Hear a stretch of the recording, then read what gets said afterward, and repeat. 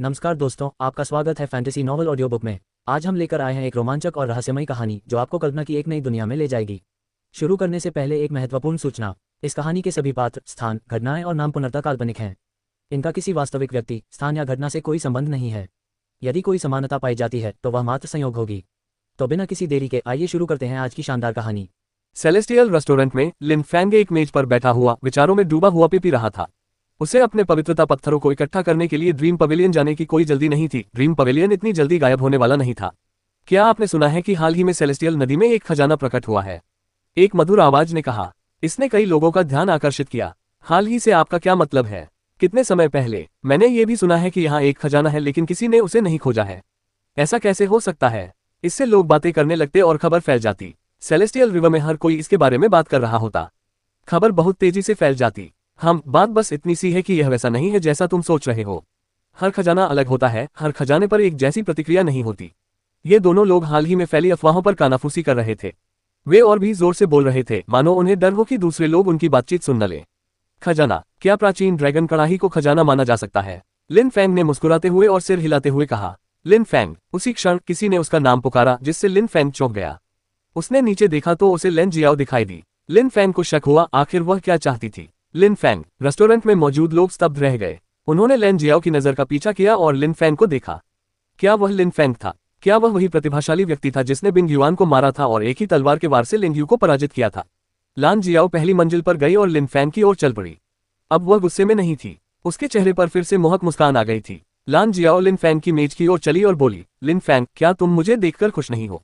लिन Fang ने अपना सिर उठाया, लेन जियाओ की ओर देखा और उदासीनता से कहा, आज तुमने ज्यादा कपड़े पहने हैं, अब तुम्हें अपना शरीर दिखाने का मन नहीं है। लेन जियाओ गुस्से से भर उठी। उसकी आंखों में क्रूरता झलक रही थी। ये सुनकर बाकी लोग उसके बारे में क्या सोचेंगे? कितना कमीना है। लिन फैंग, मेरे पास तुम्हारे 20,000 मध्यम गुणवत्ता वाले शुद्धता के पत्थर हैं। लेन जियाओ ने ठंडी मुस्कान के साथ कहा। लिन फैंग उसका मजाक उड़ा रहा था, इसलिए वह उसे सबक सिखाना चाहती थी। इन्हें मुझे सौंप दो, लिन फैंग ने अपनी ड्रिंक की चुस्की लेते हुए बेपरवाही से कहा। लेन जियाओ एक बार फिर अचंभित रह गई। क्या तुम्हें लगता है कि यह इतना आसान होगा? लेन जियाओ ने ठंडी मुस्कान के साथ कहा। लिन फैंग ने धीरे से अपना सिर उठाया और कहा, क्या ड्रीम पवेलियन इसी तरह से अपने मामलों को संभालता है? यह मेरा तरीका है और इसका ड्रीम पवेलियन से कोई लेना देना नहीं है। अगर आपको अपने पवित्रता के पत्थर चाहिए तो आपको मुझे खुश करना होगा। लेन जियाओ ने ठंडी मुस्कान के साथ कहा। लिन फैंग उसे टकटकी लगाकर देख रहा था और उसके चेहरे पर बिल्कुल भावहीनता थी, जिससे लेन जियाओ असहज महसूस कर रही थी। मुझे दे दो, लिन फैंग ने बर्फीली ठंडी आवाज में कहा। ठंडी ऊर्जा ने लेन जियाओ के शरीर को घेर लिया। उस निर्मम भाव ने लेन जियो की मुस्कान छीन ली। उसने दांत पीसते हुए कहा, अगर मैं तुम्हें ये न दूं तो क्या होगा? अगर तुम मुझे ये नहीं दोगे तो? लिन फैंग ने एकदम ठंडे लहजे में कहा। वह खड़ा हुआ और भी ठंडी ऊर्जा छोड़ते हुए बोला, मैं तुम्हें सलाह देता हूं कि तुम सोच समझकर फैसला करो। लान जियाओ खाली निगाहों से लिन फैंग को घूर रही थी। उसका चेहरा लाल हो रहा था। लिन फैंग की आंखें सिकुड़ गईं। वह लान जियाओ के चेहरे के हाव भाव को समझ नहीं पा रहा था। आखिर इसका क्या मतलब था? उस औरत ने रात में उस पर मायाजाल का प्रयोग किया था। उसने उसे डराने की भी कोशिश की थी। इन सब बातों से लिन फैंग के मन में घृणा उत्पन्न हो गई। अब उसका उससे बात करने का मन नहीं करता था। और फिर उसी क्षण वह उसके पास आए और उसे उसके पवित्रता के पत्थर न देने की धमकी देने लगी। लिन फैंग को यह सब बेहद परेशान करने वाला लगा। लिन फैंग, तुम बड़े ही कमीने हो। लेन जियाओ ने लिन फैंग की मेज पर एक छोटा सा थैला फेंकते हुए कहा।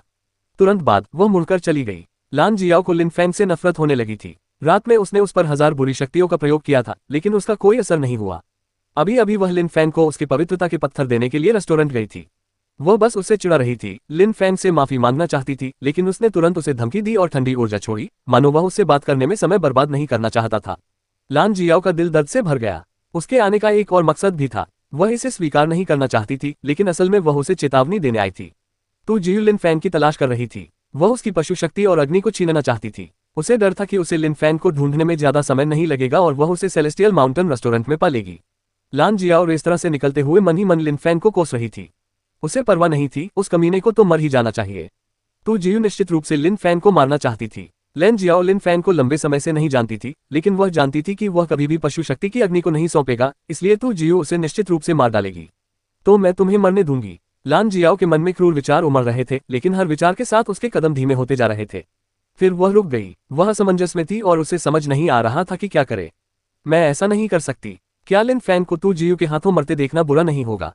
लेन जियाओ ने सोचा। फिर वह धीरे से मुड़ी। वास्तव में वह लिन फैंग को इस तरह मरते नहीं देखना चाहती थी। वह तेजी से बड़े बड़े कदम बढ़ाते हुए लगभग दौड़ती हुई रेस्तरां की ओर वापस जाने लगी। वह लिन फैंग के सामने पहुंच गई। तुम फिर से आ गई, तुम्हें क्या चाहिए? लिन फैंग ने लैन जियाओ को देखकर कहा। वह हैरान था और समझ नहीं पा रहा था कि उसे क्या चाहिए। लान जियाओ ने दांत पीसते हुए लिन फैंग को घूर कर देखा और फिर कहा, तुम्हें जितनी जल्दी हो सके यहाँ से निकल जाना चाहिए, कोई तुम्हें मारने आ रहा है। मुझे मारना चाहते हो? लिन फैंग ने हैरानी से कहा, फिर तुरंत मुस्कुराते हुए बोला, बहुत से लोग मुझे मारना चाहते हैं। इस बार मामला अलग है। ये तू जियू है, वह तुमसे पशु शक्ति की अग्नि छीनना चाहता है। तू जियू लिंगची स्तर के शिखर पर है। लिंगची स्तर का कोई भी व्यक्ति उससे मुकाबला नहीं कर सकता। अगर तुमने उसे पशु शक्ति की अग्नि नहीं दी तो वह तुम्हें मार डालेगा। लैन जियाओ ने चेतावनी दी। लिंगची स्तर के शिखर पर लिंगची स्तर का कोई भी व्यक्ति उससे लड़ नहीं सकता, लिन फैंग ने फुसफुसाते हुए कहा। लिन फैंग ये जानने के लिए उत्सुक था कि क्या लिंगक्यू स्तर के शिखर का कोई साधक उसे मार सकता है यदि वह पशु सारग्नि को सौंप न दे। जब लान जियाओ ने लिन फैंग को मुस्कुराते हुए देखा तो वह खुद को रोक नहीं पाए और चिल्लाए, तू जियू तुम्हें किसी भी समय ढूंढ सकता है। तुम्हें जितनी जल्दी हो सके यहाँ से निकल जाना चाहिए वरना वह तुम्हें मार डालेगा। जब लिन फैंग ने लैन जियाओ की बात सुनी तो उसने अपना सिर उठाया और आश्चर्य से उसकी ओर मुस्कुराया। लैन जियाओ का वापस आकर उसे चेतावनी देना उसकी दयालुता थी। ऐसा लग रहा था कि उसने उसे गलत समझा था, लेकिन लिन फैंग को फिर भी उसका व्यवहार पसंद नहीं आया। मुझे माफ कर दो, लिन फैंग ने माफी मांगते हुए कहा। लैन जियाओ हैरान थी, वह कमीना इस मौके का इस्तेमाल माफी मांगने के लिए कर रहा था।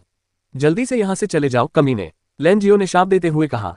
लिन फैंग बिल्कुल भी हिल नहीं रहा था। लिन फैंग ने धीरे से अपना सिर हिलाया और फिर बाहर से एक आवाज सुनी, जाने की कोशिश करने की कोई जरूरत नहीं है, ये संभव नहीं होगा।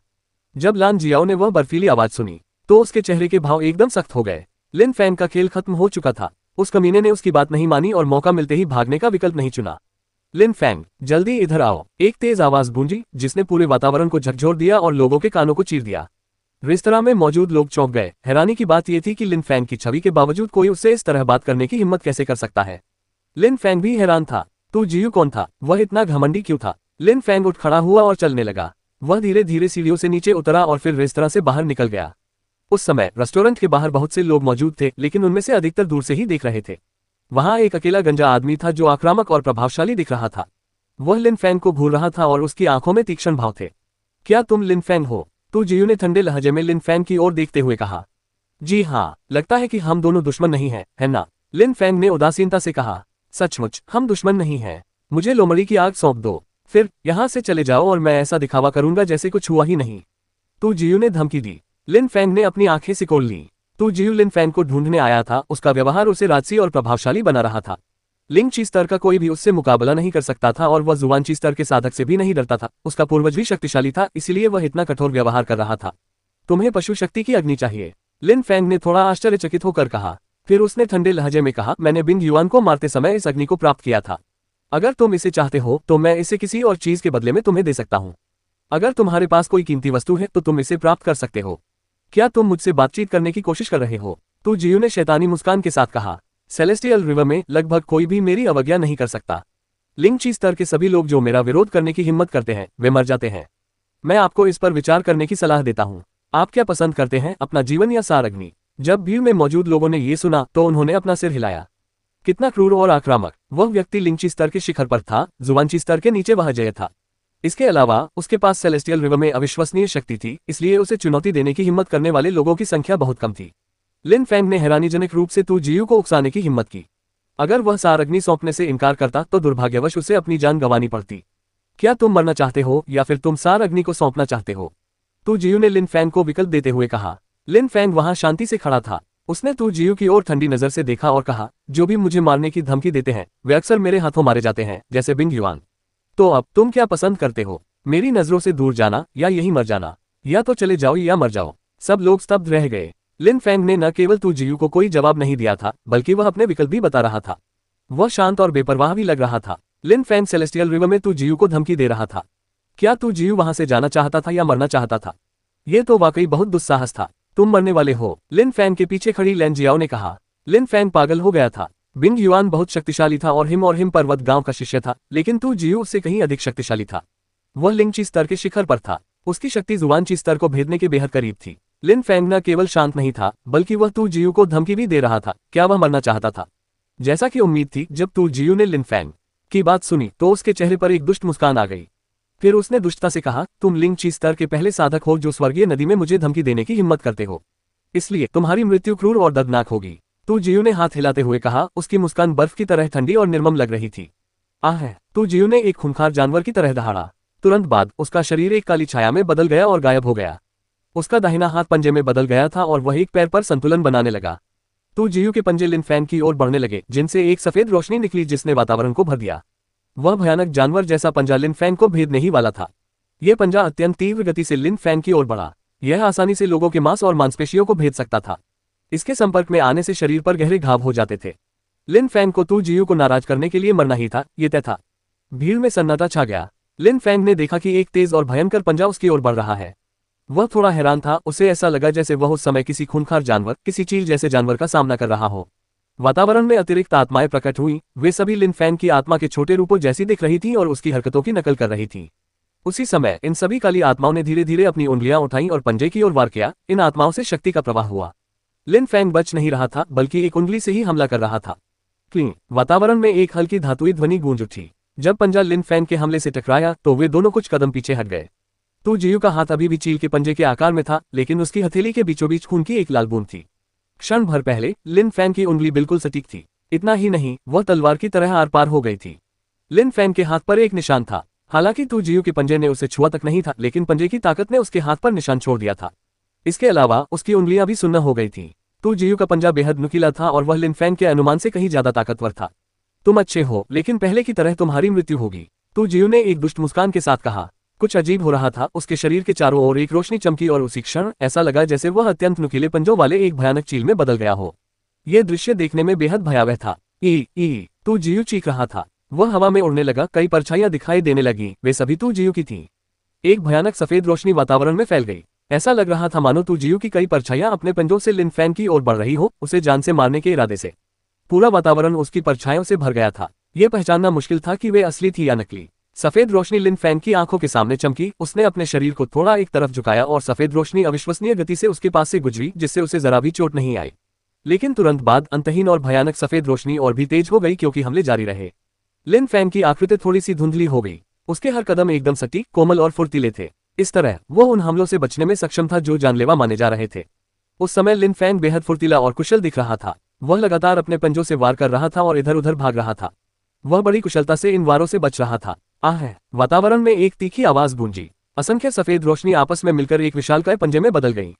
ऐसा लग रहा था मानो ये किसी विशालकाय और बेहद ताकतवर खूंखार जानवर के पंजे हों। ऐसा लग रहा था मानो ये विशाल पंजे 1 मीटर से भी बड़े हों। लिन फैंग सीधे इन्हीं पंजों के नीचे था और उसके पास बचने का कोई रास्ता नहीं था। वह भाग नहीं सकता था। अब अंत निकट है। लिन फैंग मरने वाला है। भीड़ में मौजूद लोग तू जियू को देख रहे थे। वह सचमुच एक दुष्ट जानवर जैसा लग रहा था। लिन फैंग उसके पंजों के नीचे कैदी था। उसके टुकड़े टुकड़े कर दिए जाने वाले थे। लान जियाओ का मुंह खुला रह गया था। उसका चेहरा पीला पड़ गया था। लिन फैंग सचमुच मरने वाला था। लिन फैंग की आकृति पूरी तरह से पंजों से घिरी हुई थी। वह दुष्टबाज की तरह दिखने वाले तू जियू को देख रहा था और ठंडी मुस्कान बिखेर रहा था। एक अविश्वसनीय बैंगनी ऊर्जा का विस्फोट हुआ। यह एक विशाल बैंगनी झील की तरह लग रहा था। फिर अनगिनत बैंगनी टेंटिकल्स प्रकट हुए और हवा में उड़ते हुए पंजों की ओर बढ़े। उन्हें जकड़ लिया। तुरंत बाद पंजे पूरी तरह से उस बैंगनी ऊर्जा में डूब गए। उस समय पंजे अभी भी लिन फैंग की ओर नीचे आ रहे थे। हालांकि लिन फैंग की बैंगनी झील ने पंजों के मार्ग को अवरुद्ध कर दिया था। पंजे पूरी तरह से बैंगनी झील से ढक गए थे। कुछ क्षण पहले बैंगनी झील ने उसके हाथ का एक हिस्सा पिघला दिया था। उस समय लिन फैंग की पीठ के पीछे बैंगनी रंग की झील थी, जिससे बुलबुले उठने जैसी आवाजें आ रही थीं। इसके अलावा एक बैंगनी रंग की सूंड सांप की तरह हवा में लहरा रही थी। लोग ये दृश्य देखकर कांप रहे थे। क्या तू जियू लिंची स्तर के शिखर पर था? क्या लिंची स्तर का कोई भी साधक उसे हरा नहीं सकता था? कितना अद्भुत! लिन फैंग को देखकर भीड़ में मौजूद लोगों ने यही सोचा। वह बैंगनी झील बेहद शक्तिशाली थी। दुष्ट चील के पंजे पिघल गए थे और तू जियू घायल हो गई थी। लान जियाओ भी लिन फैंग को देख रही थी। वह अपनी खूबसूरत आंखों को झपका रही थी। क्या ऐसा था कि वह लिन फैंग को लेकर कुछ ज्यादा ही चिंतित थी? मैं चाहती हूं कि तुम मर जाओ, लिन फैंग को घूरते हुए तू जियू ने उदास स्वर में चिल्लाकर कहा। मैंने तुम्हें 2 विकल्प दिए थे, या तो मेरी नजरों से दूर हो जाओ या मर जाओ। तुम नहीं गए, इसलिए अब तुम्हारी मौत निश्चित है, लिन फैंग ने बर्फीली आवाज में कहा। उसका चेहरा जानलेवा इरादे से भरा हुआ था। उस समय वह शांत था। उसका दिल गर्व और दृढ़ संकल्प से भरा हुआ था। क्या मैं मर जाऊंगा? तू जियू ने ठंडी मुस्कान के साथ कहा। मैं लिंची परत के बारे में सब कुछ जानता हूं। मेरे बहुत कम ही प्रतिद्वंद्वी होते हैं। अपनी आत्मा और पंजों पर निर्भर रहने के अलावा मैं एक और भी शक्तिशाली शक्ति का उपयोग कर सकता हूं। मैं शुद्धची का प्रयोग कर सकता हूं। मैं जुवानची परत से बस एक कदम दूर हूं और शुद्धची को संघनित कर सकता हूं। देखते हैं तुम मेरे अगले हमले को कैसे रोकते हो। तू जियू के शरीर के चारों ओर एक अद्भुत प्रकाश इकट्ठा होने लगा।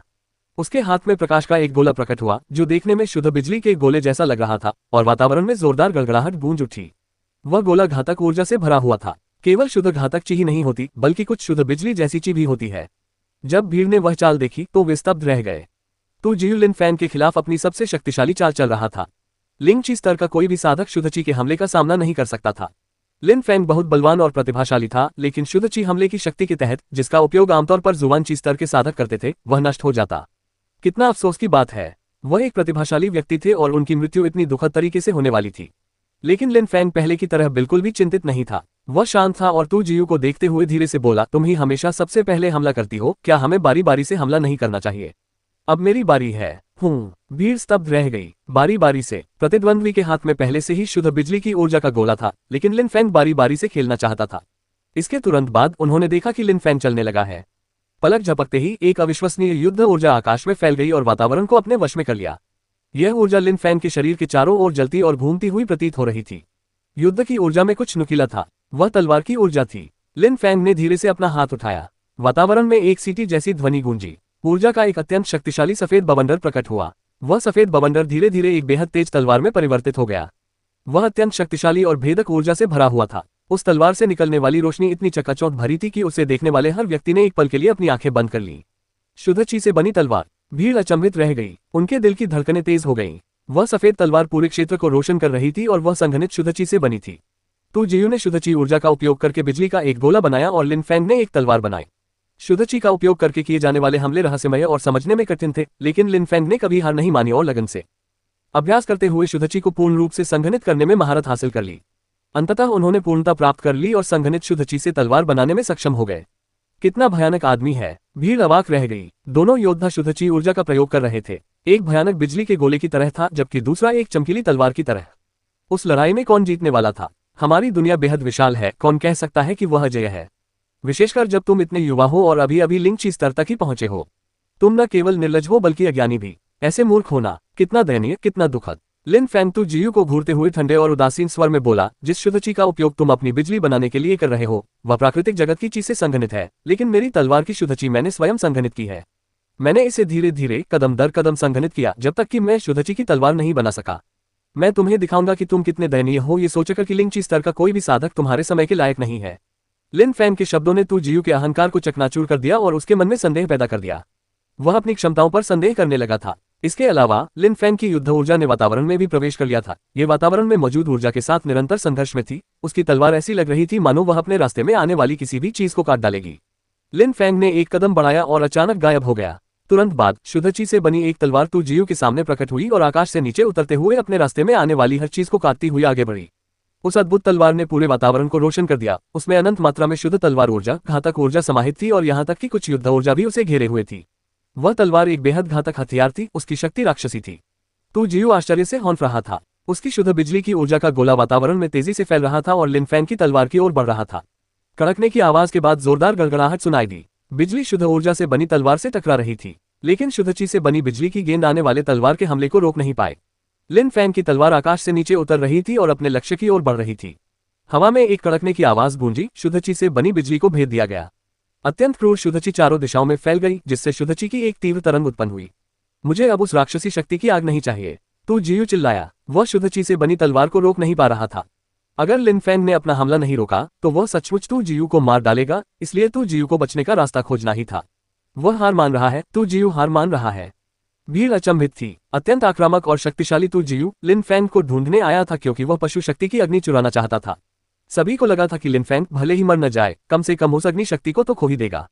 जब उन्होंने लिन फैंग को तू जियू को मना करते सुना तो उन्हें यकीन हो गया था कि उसकी मौत हो जाएगी। लेकिन आश्चर्यजनक परिणाम ये हुआ कि तू जियू, जिसे लिंग ची स्तर का कोई भी साधक पराजित नहीं कर सकता था, लिन फैंग की शक्ति का मुकाबला नहीं कर सका। लिन फैंग ने उसे अपनी शुद्ध ची तलवार से हरा दिया। उस क्षण लिंग ची स्तर के शिखर पर पहुंचे तू जियू ने हार मान ली। उसने अब और लड़ाई नहीं लड़ी और फैसला किया कि उसे अब लिन फैंग की किसी भी वस्तु की आवश्यकता नहीं है। हम अब क्या करें? लिन फैंग ने ठंडी मुस्कान के साथ कहा। तू जियू को लगा कि मामला इतना आसान है, अगर उसे लड़ना है तो लड़ेगा। वह लिन फैंग को मारना चाहता था और पशु शक्ति की अग्नि छीनना चाहता था, लेकिन चूंकि वह लिन फैंग को हरा नहीं सका, उसने सोचा कि अगर वह लिन फैंग से चोरी करने का इरादा छोड़ दे तो सब कुछ ठीक हो जाएगा। यह इतना आसान कैसे हो सकता है? अगर कोई उसके साथ ऐसा करे तो क्या वह इसे स्वीकार करेगा? लिन फैंग ने उसे चुनने के लिए कहा था, या तो वह चला जाए या मर जाए। मैं सेलेस्टियल रिवर के कोंडोर कैसल से हूं, क्या तुम मुझे मारने की हिम्मत करोगे और देखोगे कि क्या होता है? लिन फैंग की तलवार को आकाश से गिरते देख तू जियू ने कहा। तलवार धीरे धीरे शुद्धची को भेद रही थी और उसकी गति बढ़ती जा रही थी। उसके चेहरे के भाव पूरी तरह बदल गए थे। तू जियू ने सेलेस्टियल रिवर में आक्रामक और अहंकारी तरीके से व्यवहार करने का साहस इसलिए किया क्योंकि वह अविश्वसनीय रूप से शक्तिशाली था, लेकिन इसलिए भी क्योंकि वह कोंडोर कैसल से आया था जिसकी सेलेस्टियल रिवर में एक विशेष शक्ति थी। कोंडोर कैसल एक भ्रष्ट संगठन था, जो भी उन्हें नाराज करने की हिम्मत करता उसे बेरहमी से मार डाला जाता था। कोंडोर कैसल संगठन सेलेस्टियल रिवर क्षेत्र में स्थित था। उन्होंने सेलेस्टियल रिवर में कई मामूली प्रभावशाली लोगों को नाराज किया, लेकिन जब तक उन्हें पर्याप्त समर्थन नहीं मिलता वे कुछ भी करने में असमर्थ थे। भीड़ भी स्तब्ध रह गई। क्या वह तू जियू को मार डालेगा? उस क्षण तक उन्होंने कभी ऐसी संभावना के बारे में सोचा भी नहीं था। हालांकि हाओ युए संप्रदाय सेलेस्टियल नदी से ज्यादा दूर नहीं था, फिर भी सेलेस्टियल नदी में हाओ युए संप्रदाय के लोग और यहाँ तक कि हिम और हिम पर्वत गांव के लोग भी कोंडोर कैसल के लोगों को नाराज करने की हिम्मत नहीं करते थे। कोंडोर कैसल संगठन की सेलेस्टियल नदी में गहरी जड़ें थीं, यह अनगिनत वर्षों से अस्तित्व में था और वे वास्तव में निर्दयी थे। इसे खत्म करने के लिए इसे जड़ से उखाड़ना होगा, जो लगभग असंभव था, इसलिए उन्हें नाराज न करना ही बेहतर था। चूंकि तुम मुझे मारना चाहते थे तो तुम्हें यह भी सोचना चाहिए था कि मैं तुम्हें भी मार सकता हूं, लिन फैंग ने ठंडे स्वर में कहा। भीड़ अचंभित रह गई। शुद्ध ची से बनी तलवार ने बची हुई शुद्ध बिजली की ची को भेद दिया। फिर वह सीधे तू जियू की ओर बढ़ी। Shop everything you need, open AliExpress app. Shop everything you need, open AliExpress app. Shop everything you need, see more, find best deals with discounts and free shipping, buy on AliExpress. तुम्हारी हिम्मत कैसे हुई? एक ऐसी आवाज गूंजी जो पूरे वातावरण में गूंज उठी। तू जियू ने आकाश से अपनी ओर आती तलवार को देखा। वह हताश दिख रहा था और उसका दिल पछतावे से भरा हुआ था। कोंडोर कैसल संगठन के लोग सेलेस्टियल रिवर में रौब जमाने और घमंड करने के आदी हो चुके थे, इसलिए उसने कभी नहीं सोचा था कि वह कभी ऐसी स्थिति में होगा। उसने कभी नहीं सोचा था कि सेलेस्टियल रिवर में कोई उसे मारने की हिम्मत करेगा। उस क्षण उसका अंत निश्चित था। सब कुछ बहुत जल्दी हो गया था। छी! लिन फैंग की तलवार की घातक शुद्ध ऊर्जा का प्रकाश धीरे धीरे लुप्त हो रहा था। तू जियू वहीं स्थिर खड़ा था। कुछ ही क्षण बाद उसका शरीर धीरे धीरे ढह गया। तू जियू की आंखें अभी भी खुली थीं, लेकिन उसकी भौहों के बीच एक तलवार ने उसकी खोपड़ी को भेद दिया था और खून की एक धारा बह रही थी। वह मृत है। कोंडोर कैसल संगठन के तू जियू की मृत्यु हो गई। वह लिंगची स्तर के शिखर पर थे और लिन फैंग ने उन्हें तलवार के एक ही वार में मार डाला। शुद्धची का उपयोग करने की शक्ति, जो कि जुवानची स्तर की शक्ति थी, के बावजूद वे लिन फैंग को छू भी नहीं पाए थे। परिणाम सभी उम्मीदों से कहीं बेहतर था। यह आश्चर्यजनक था। कई लोग अभी भी उत्साहित थे। लिन फैंग के पीछे खड़ी लैन जियाओ भी अवाक रह गई। कुछ देर बाद उसने गहरी सांस ली और उस दबंग युवक की पीठ की ओर देखा। उसकी खूबसूरत आंखें आश्चर्य से भरी हुई थीं। कितना दृढ़ निश्चयी और संकल्पवान युवक है। वह लिन फैंग को मारना चाहता था, इसलिए लिन फैंग ने उसे मार डाला। लिन फैंग को अपने रुतबे की कोई परवाह नहीं थी। लान जियाओ ने भौहें चढ़ाकर चलना शुरू किया। वह लिन फैंग के पास पहुंचकर बोली, लिन फैंग, तुम्हें जितनी जल्दी हो सके यहां से निकल जाना चाहिए। जल्दी करो और चले जाओ। छुट्टी। लिन फैंग ने लैन जियाओ की ओर देखा, अपना सिर हिलाया और कहा, मैं क्यों जाऊंगा? तुम मारे जाओगे। लैन जियाओ ने कहा। तू जियू कोंडोर कैसल संगठन का सदस्य था। इसके अलावा उसका रुतबा बहुत ऊंचा था। तुमने उसे मार डाला, इसलिए कोंडोर कैसल संगठन के सदस्य तुम्हें आसानी से नहीं छोड़ेंगे। वे तुरंत तुम्हारे पीछे आएंगे। Condor Castle organisation. Lin Fang ने भौहें चढ़ाईं। रेस्टोरेंट में श्री हुओ के साथ उनकी मुलाकात तय थी। वे जा नहीं सकते थे। मैं नहीं जा रहा, लिन फैंग ने बेपरवाही से कहा। लैन जियाओ स्तब्ध रह गई और मन ही मन लिन फैंग को कोसने लगी। उस लड़के ने बेवजह इतने जोखिम उठाए। लिन फैंग, तुम तो बस मरना चाहते हो, लैन जियाओ ने गुस्से से कहा। लिन फैंग हैरान रह गया। उसने लैन जियाओ की तरफ देखा और तुरंत कहा, तुम मेरे बारे में इतनी चिंतित क्यों हो? लान जियाओ स्तब्ध रह गई। आखिर उसे क्या हो गया था? वह उस कमीने के बारे में क्यों चिंतित थी? उसे तो लिन फैंग से नफरत करनी चाहिए थी। पहले तो वह चाहती थी कि वह मर जाए, फिर वह उसकी मदद क्यों कर रही थी? मुझे तुम्हारी चिंता है, लेकिन तुम सही हो। अगर तुम मरना चाहती हो तो इससे मुझे कोई लेना देना नहीं है, लैन जियाओ ने गुस्से में कहा। ऐसा लग रहा था मानो वह अपना असली रूप दिखा रही हो, जो पिछली रात से बिल्कुल अलग था। लिन फैंग ने गुस्से में वहां से जा रही लैन जियाओ को देखा। वह चलने लगा और सेलेस्टियल माउंटेन रेस्टोरेंट में चला गया। भीड़ में मौजूद लोग सिर हिला रहे थे। एक खूबसूरत महिला उसे चेतावनी दे रही थी, लेकिन वह अच्छे और बुरे में फर्क नहीं कर पा रहा था। ऐसा लग रहा था कि इस बार तो उसकी मौत निश्चित है। कोंडोर कैसल संगठन खतरनाक था। सेलेस्टियल रिवर में उनका काफी प्रभाव था। इसके अलावा इसमें हजारों लोग शामिल थे और युवा पीढ़ी को छोड़कर सभी ने लिंगची स्तर को पार कर लिया था। उनमें लगभग कोई भी कमजोर साधक नहीं था। साथ ही संगठन के तीनों नेताओं ने जुवानची स्तर को पार कर लिया था। वे बेहद शक्तिशाली थे, खासकर मुख्य नेता, जिसने पहले ही तीसरे जुवानची स्तर को पार कर लिया था। उसकी शक्ति इतनी असाधारण थी कि उसे चुनौती देने की हिम्मत करने वाले लोग बहुत कम थे। हालांकि लिन फैंग बहुत मजबूत था और उसमें उच्च स्तर की प्राकृतिक प्रतिभा थी, लेकिन कोंडोर कैसल संगठन को उकसाना मौत को दावत देने से कम नहीं था। दूर खड़ी भीड़ अभी तक नहीं गई थी। तो जियू की मौत की खबर तेजी से फैल जाएगी और वे देखना चाहते थे कि अब क्या होगा, क्योंकि लिन फैंग ने न जाने का फैसला कर लिया है। जैसा कि भीड़ ने अनुमान लगाया था, कुछ ही समय बाद दूर से गड़गड़ाहट की आवाजें सुनाई देने लगी और दूर से घोड़ों के चलने से जमीन हिलने लगी। ऐसा लग रहा था जैसे घोड़ों की एक छोटी सी सेना सर पर दौड़ रही हो। वे आ गए। लोगों के दिल जोर से धड़क रहे थे। कोंडोर कैसल ऑर्गेनाइजेशन के लोग बहुत जल्दी पहुंच गए थे। लिन फैंग मरेगा। जब भीड़ ने गड़गड़ाहट की आवाज सुनी तो वे समझ गए कि कोंडोर कैसल संगठन बदला लेने आया है। कोंडोर कैसल संगठन निश्चित रूप से लिन फैंग को मार डालेगा। कुछ ही क्षणों में काले घोड़ों पर सवार घुड़सवारों का एक समूह उनकी ओर तेजी से बढ़ रहा था। वे सभी क्रूर और आक्रामक दिख रहे थे। कोंडोर कैसल संगठन के सभी लोग अत्यंत दुष्ट और निर्दयी साधक थे। उनके हाथों पर इतना खून लगा था कि निर्मम हत्याओं की संख्या कभी मिट नहीं सकती थी। वे तू जियू जैसे थे। अगर उन्हें कोई ऐसा व्यक्ति दिख जाता जिसके पास उनकी मनचाही चीज होती और वह व्यक्ति उसे नहीं देता तो वे उसे मार डालते थे। वे बेहद दुष्ट और हिंसक थे। उनमें कोई सिद्धांत या नैतिक मूल्य नहीं थे। सेलेस्टियल माउंटेन रेस्टोरेंट से कई लोग भाग रहे थे। उन्होंने सुना था कि कोंडोर कैसल संगठन तू जियू की मौत का बदला लेने आया है। वे किसी भी अप्रिय घटना से बचने के लिए दूर छिप गए। कुछ ही समय बाद सेलेस्टियल माउंटेन रेस्टोरेंट में पूरी तरह सन्नाटा छा गया। इसके अलावा दूर से ही 100 से अधिक घुड़सवार अपने बख्तरबंद घोड़ों पर सवार होकर लगभग पहुंच चुके थे। जब उन्होंने सड़क पर तू जियू का शव पड़ा देखा तो नेता के चेहरे पर निर्मल भाव छा गए और उसकी चील जैसी दिखने वाली आंखें अत्यंत तीक्ष्ण हो गईं।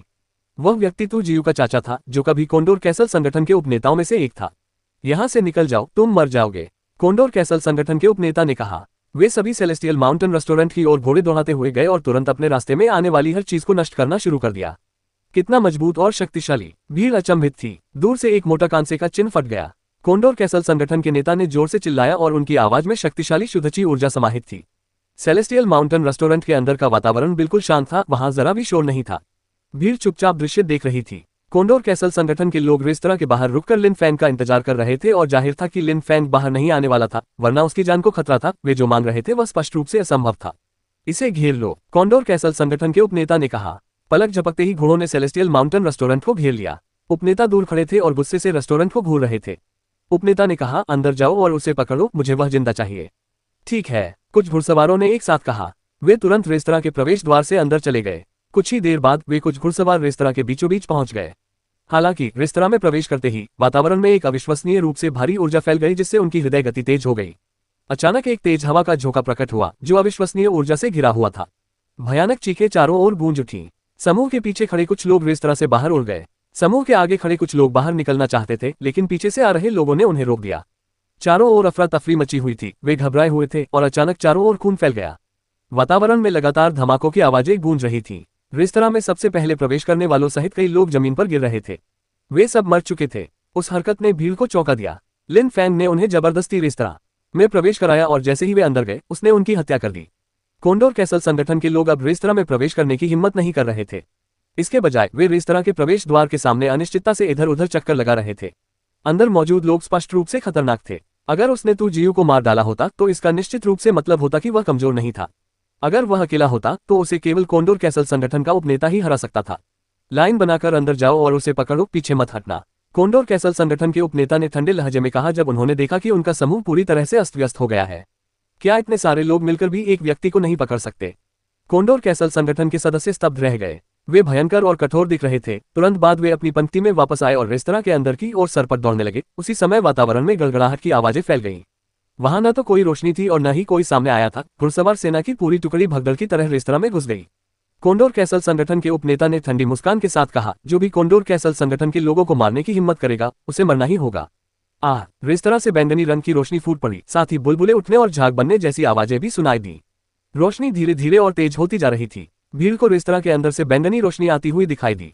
रेस्तरां में प्रवेश करने वाले सभी घुड़सवार लिन फैंग की बैंगनी रोशनी में डूब गए।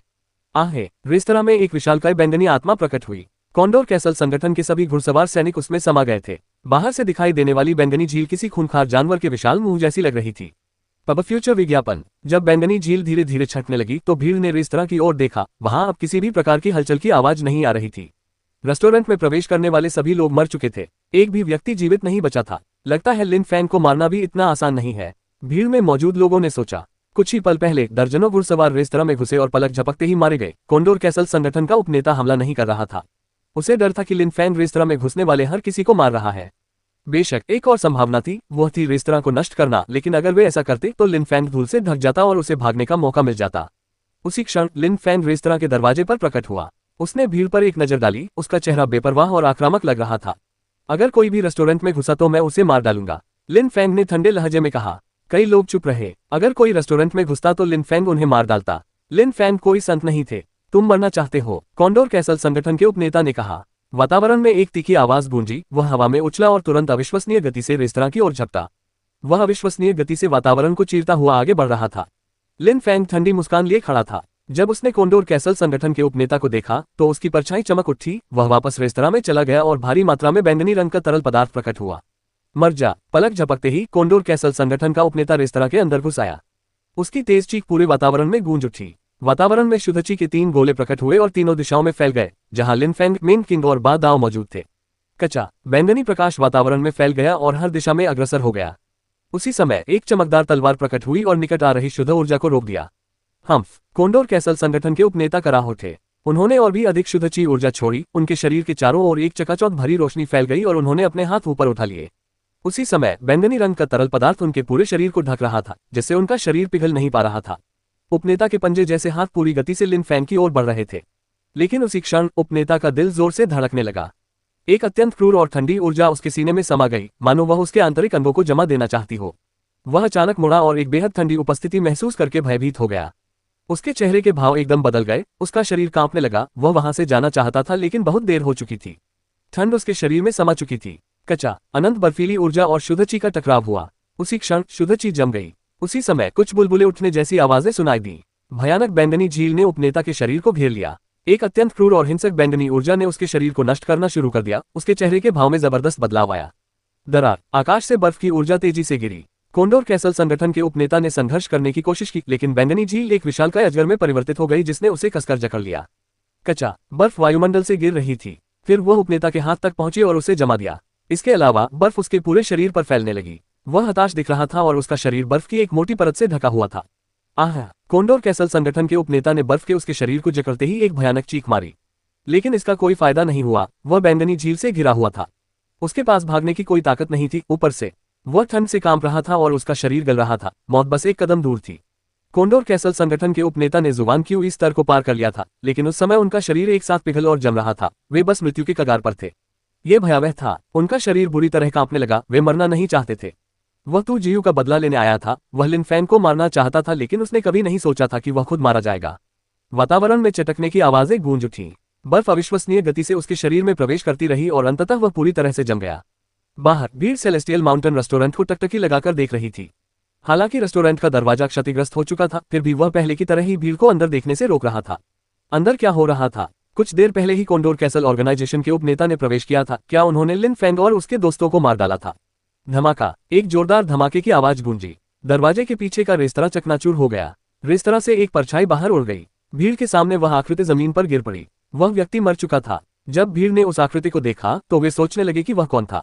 वे पूरी तरह से स्तब्ध रह गए। वह आकृति कोंडोर कैसल संगठन के उपनेता की थी, जो जुबान क्यू स्तर का एक साधक था। कोंडोर कैसल संगठन के उपनेता का निधन हो गया। वह कुछ ही समय पहले रेस्तरां में दाखिल हुआ था और उसका शव पहले ही बाहर भेज दिया गया था। कोंडोर कैसल संगठन के बचे हुए सदस्यों की ओर अत्यधिक मात्रा में ठंडी ऊर्जा का प्रवाह हुआ। उपनेता बाकी लोगों की तरह कुछ क्षण पहले ही रेस्तरां में दाखिल हुए और वहीं उनकी मृत्यु हो गई। रेस्तरां का दरवाजा सीधे नरक का मार्ग था। रेस्तरां से एक परछाई निकली। वह व्यक्ति देखने में आकर्षक लग रहा था, लेकिन उसकी आंखों में असीम निर्ममता और हत्या का इरादा भी झलक रहा था। अगर उस व्यक्ति का इरादा मारने का था तो उसने मार डाला। लिन फैंग के सामने एक बैंगनी रंग का भ्रम प्रकट हुआ। यह एक विशालकाय बैंगनी ड्रैगन था। लिन फैंग की आकृति चमकी और वह हवा में उछल पड़ा। उसके हाथ से बैंगनी ऊर्जा निकली और उसने घोड़ों पर सवार होकर भाग रहे 2 आकृतियों को रोक दिया। आकाश से एक तलवार की रोशनी उल्कापिंड की तरह गिरी, जिसके प्रभाव से वे दोनों आकृतियां तुरंत हवा में उड़ गईं और जमीन पर गिरने से पहले ही मर गईं। लिन फैंग की पीठ के पीछे एक शुद्ध और पवित्र सफेद आकृति प्रकट हुई। वे देवताओं की तरह दिख रहे थे। कोंडोर कैसल संगठन के कई लोग ठंड से जमकर मर चुके थे। उनके घोड़े भी नहीं बच पाए थे।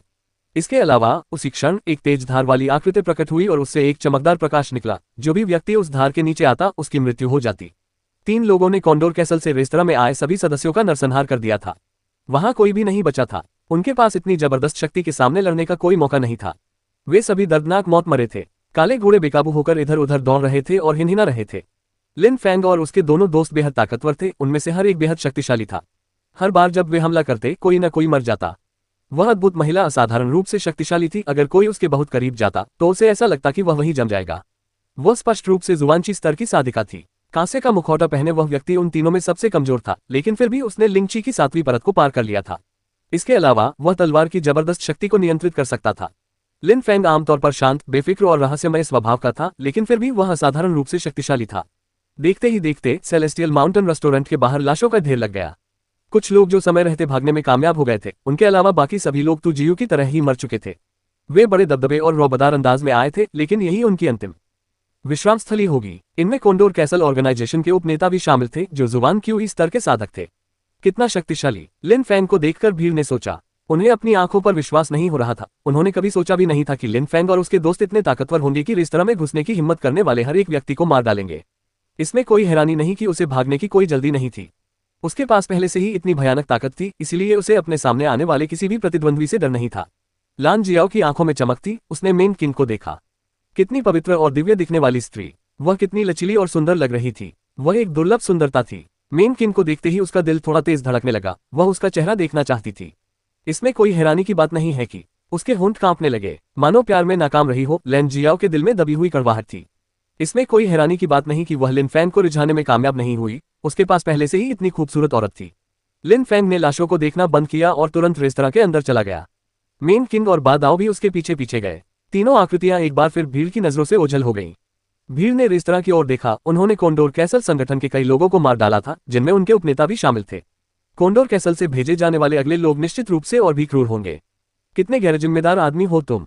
तुम्हें लगता है कि कोंडोर कैसल ऑर्गेनाइजेशन को हराने के लिए तुम सिर्फ 3 लोगों की ताकत पर भरोसा कर सकते हो। लान जियाओ मन ही मन लिन फैंग को कोस रही थी। हैरानी की बात यह थी कि लिन फैंग का जाने का कोई इरादा नहीं था। ऐसा लग रहा था मानो वह कोंडोर कैसल संगठन को पूरी तरह से नष्ट करना चाहता हो, और अगर उसने ऐसा नहीं किया तो उसे इसका पछतावा होगा। लिन फैंग रेस्तरां के अंदर बैठा था। आंखें बंद किए हुए वह शांति से सांस ले रहा था और छोड़ रहा था। वह धरती के साथ एकाग्र था। उसका हृदय उसके शरीर के साथ एकाग्र था और इस प्रकार उसका हृदय भी धरती के साथ एकाग्र था। लिन फैंग, चाहे वह कहीं भी हो या परिस्थिति कैसी भी हो, साधना के लिए हमेशा एक आदर्श मानसिक अवस्था में प्रवेश कर सकता था। वह शुद्धची प्रकाश से घिरा हुआ था। अपार मात्रा में शुद्धची निरंतर लिन फैंग के शरीर की ओर प्रवाहित हो रही थी। उसी समय लिन फैंग ध्यान की आदर्श अवस्था में प्रवेश कर गया। अपने हृदय और मन को निर्मल कर दिया। उसका शरीर स्वस्थ हो रहा था और उस शक्ति को पुनः प्राप्त कर रहा था जिसे उसकी आत्मा ने ग्रहण कर लिया था।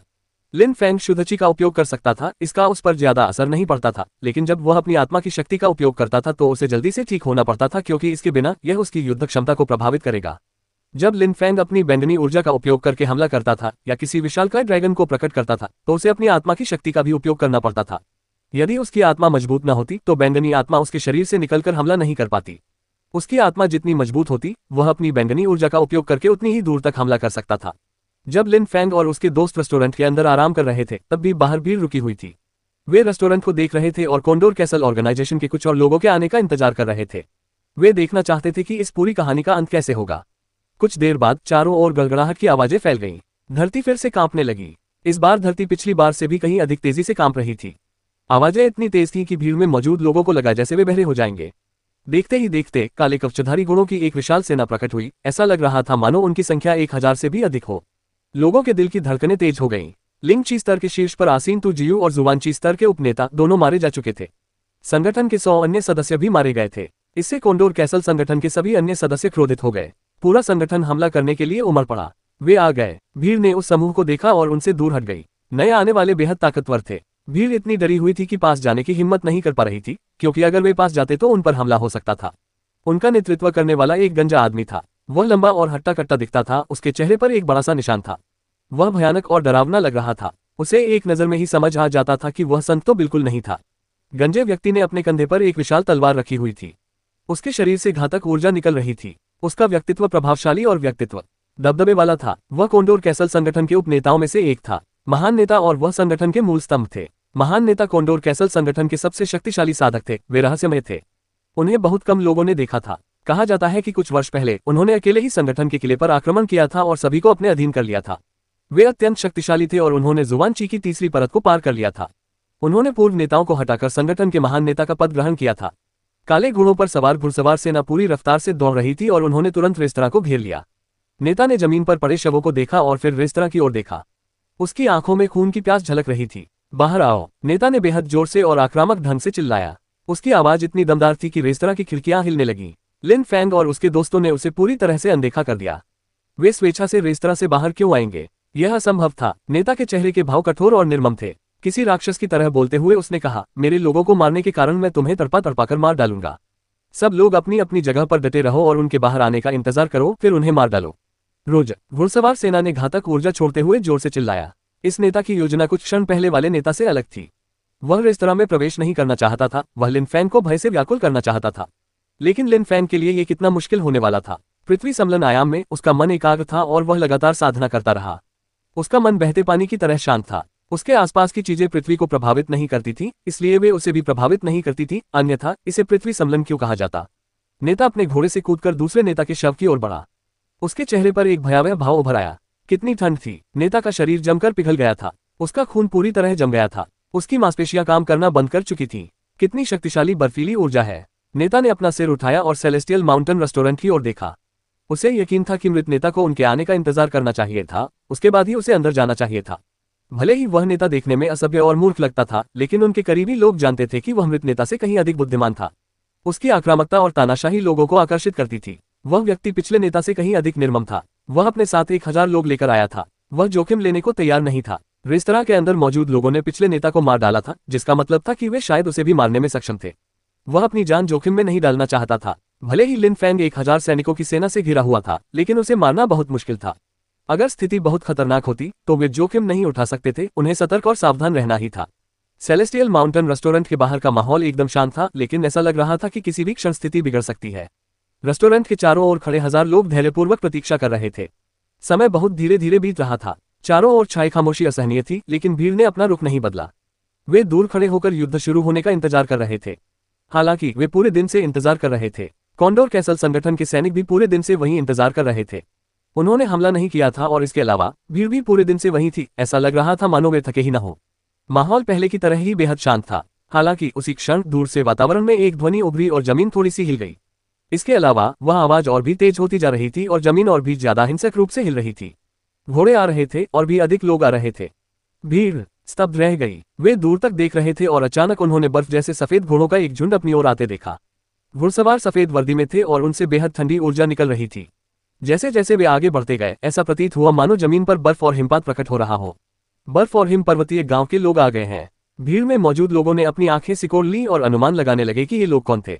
बर्फ और हिम पर्वत गांव के प्रतिभाशाली छात्र बिंग युआन की हत्या कर दी गई थी। बर्फ और हिम पर्वत गांव इतना शक्तिशाली था कि वह इस तरह के अपमान को नजरअंदाज नहीं कर सकता था। ये लोग इतनी तेजी से दौड़ रहे हैं। भीड़ दंग रह गई। इस बार लिन फैंग की मौत निश्चित थी। कोंडोर कैसल संगठन और बर्फ और हिम पर्वत गांव दोनों के लोग आ चुके थे। वे उसे जरूर मार डालेंगे। दफा हो जाओ। घुड़सवार सेना के सबसे आगे से एक आवाज आई जब उसने देखा कि उसके सामने गंजा नेता खड़ा है। भीड़ अचंभित थी। बर्फ और हिम पर्वत गांव का वह व्यक्ति इतना आक्रामक था। वह इतना शक्तिशाली था कि कोंडोर कैसल संगठन का गंजा नेता भी उसके सामने फीका पड़ गया। गंजे नेता ने उसकी ओर देखा और कहा, बर्फ और हिम पर्वत गांव के संप्रदाय में तुम्हारी सामाजिक स्थिति क्या है कि तुम मुझसे इस तरह बात कर रहे हो। बिंग हे तेंग, नए आए व्यक्ति ने उदासीन स्वर में कहा। भीड़ ने भौहें चढ़ाई। बिंग हे तेंग स्वयं आए थे। वे हिम और हिम पर्वतीय गांव के एक महान बुजुर्ग थे। बिंग हे तेंग, गंजे नेता को भी थोड़ी हैरानी हुई। बिंग हे तेंग हिम और हिम पर्वत गांव के एक अत्यंत शक्तिशाली साधक थे। उनका नाम पूरे क्षेत्र में प्रसिद्ध था। उन्होंने जुआनची की तीसरी परत को पार कर लिया था और वे हिम और हिम पर्वत गांव के कुलपति हंजू तियान के लगभग बराबर शक्तिशाली थे। इस बार वे बिंग युआन के कारण व्यक्तिगत रूप से आए थे।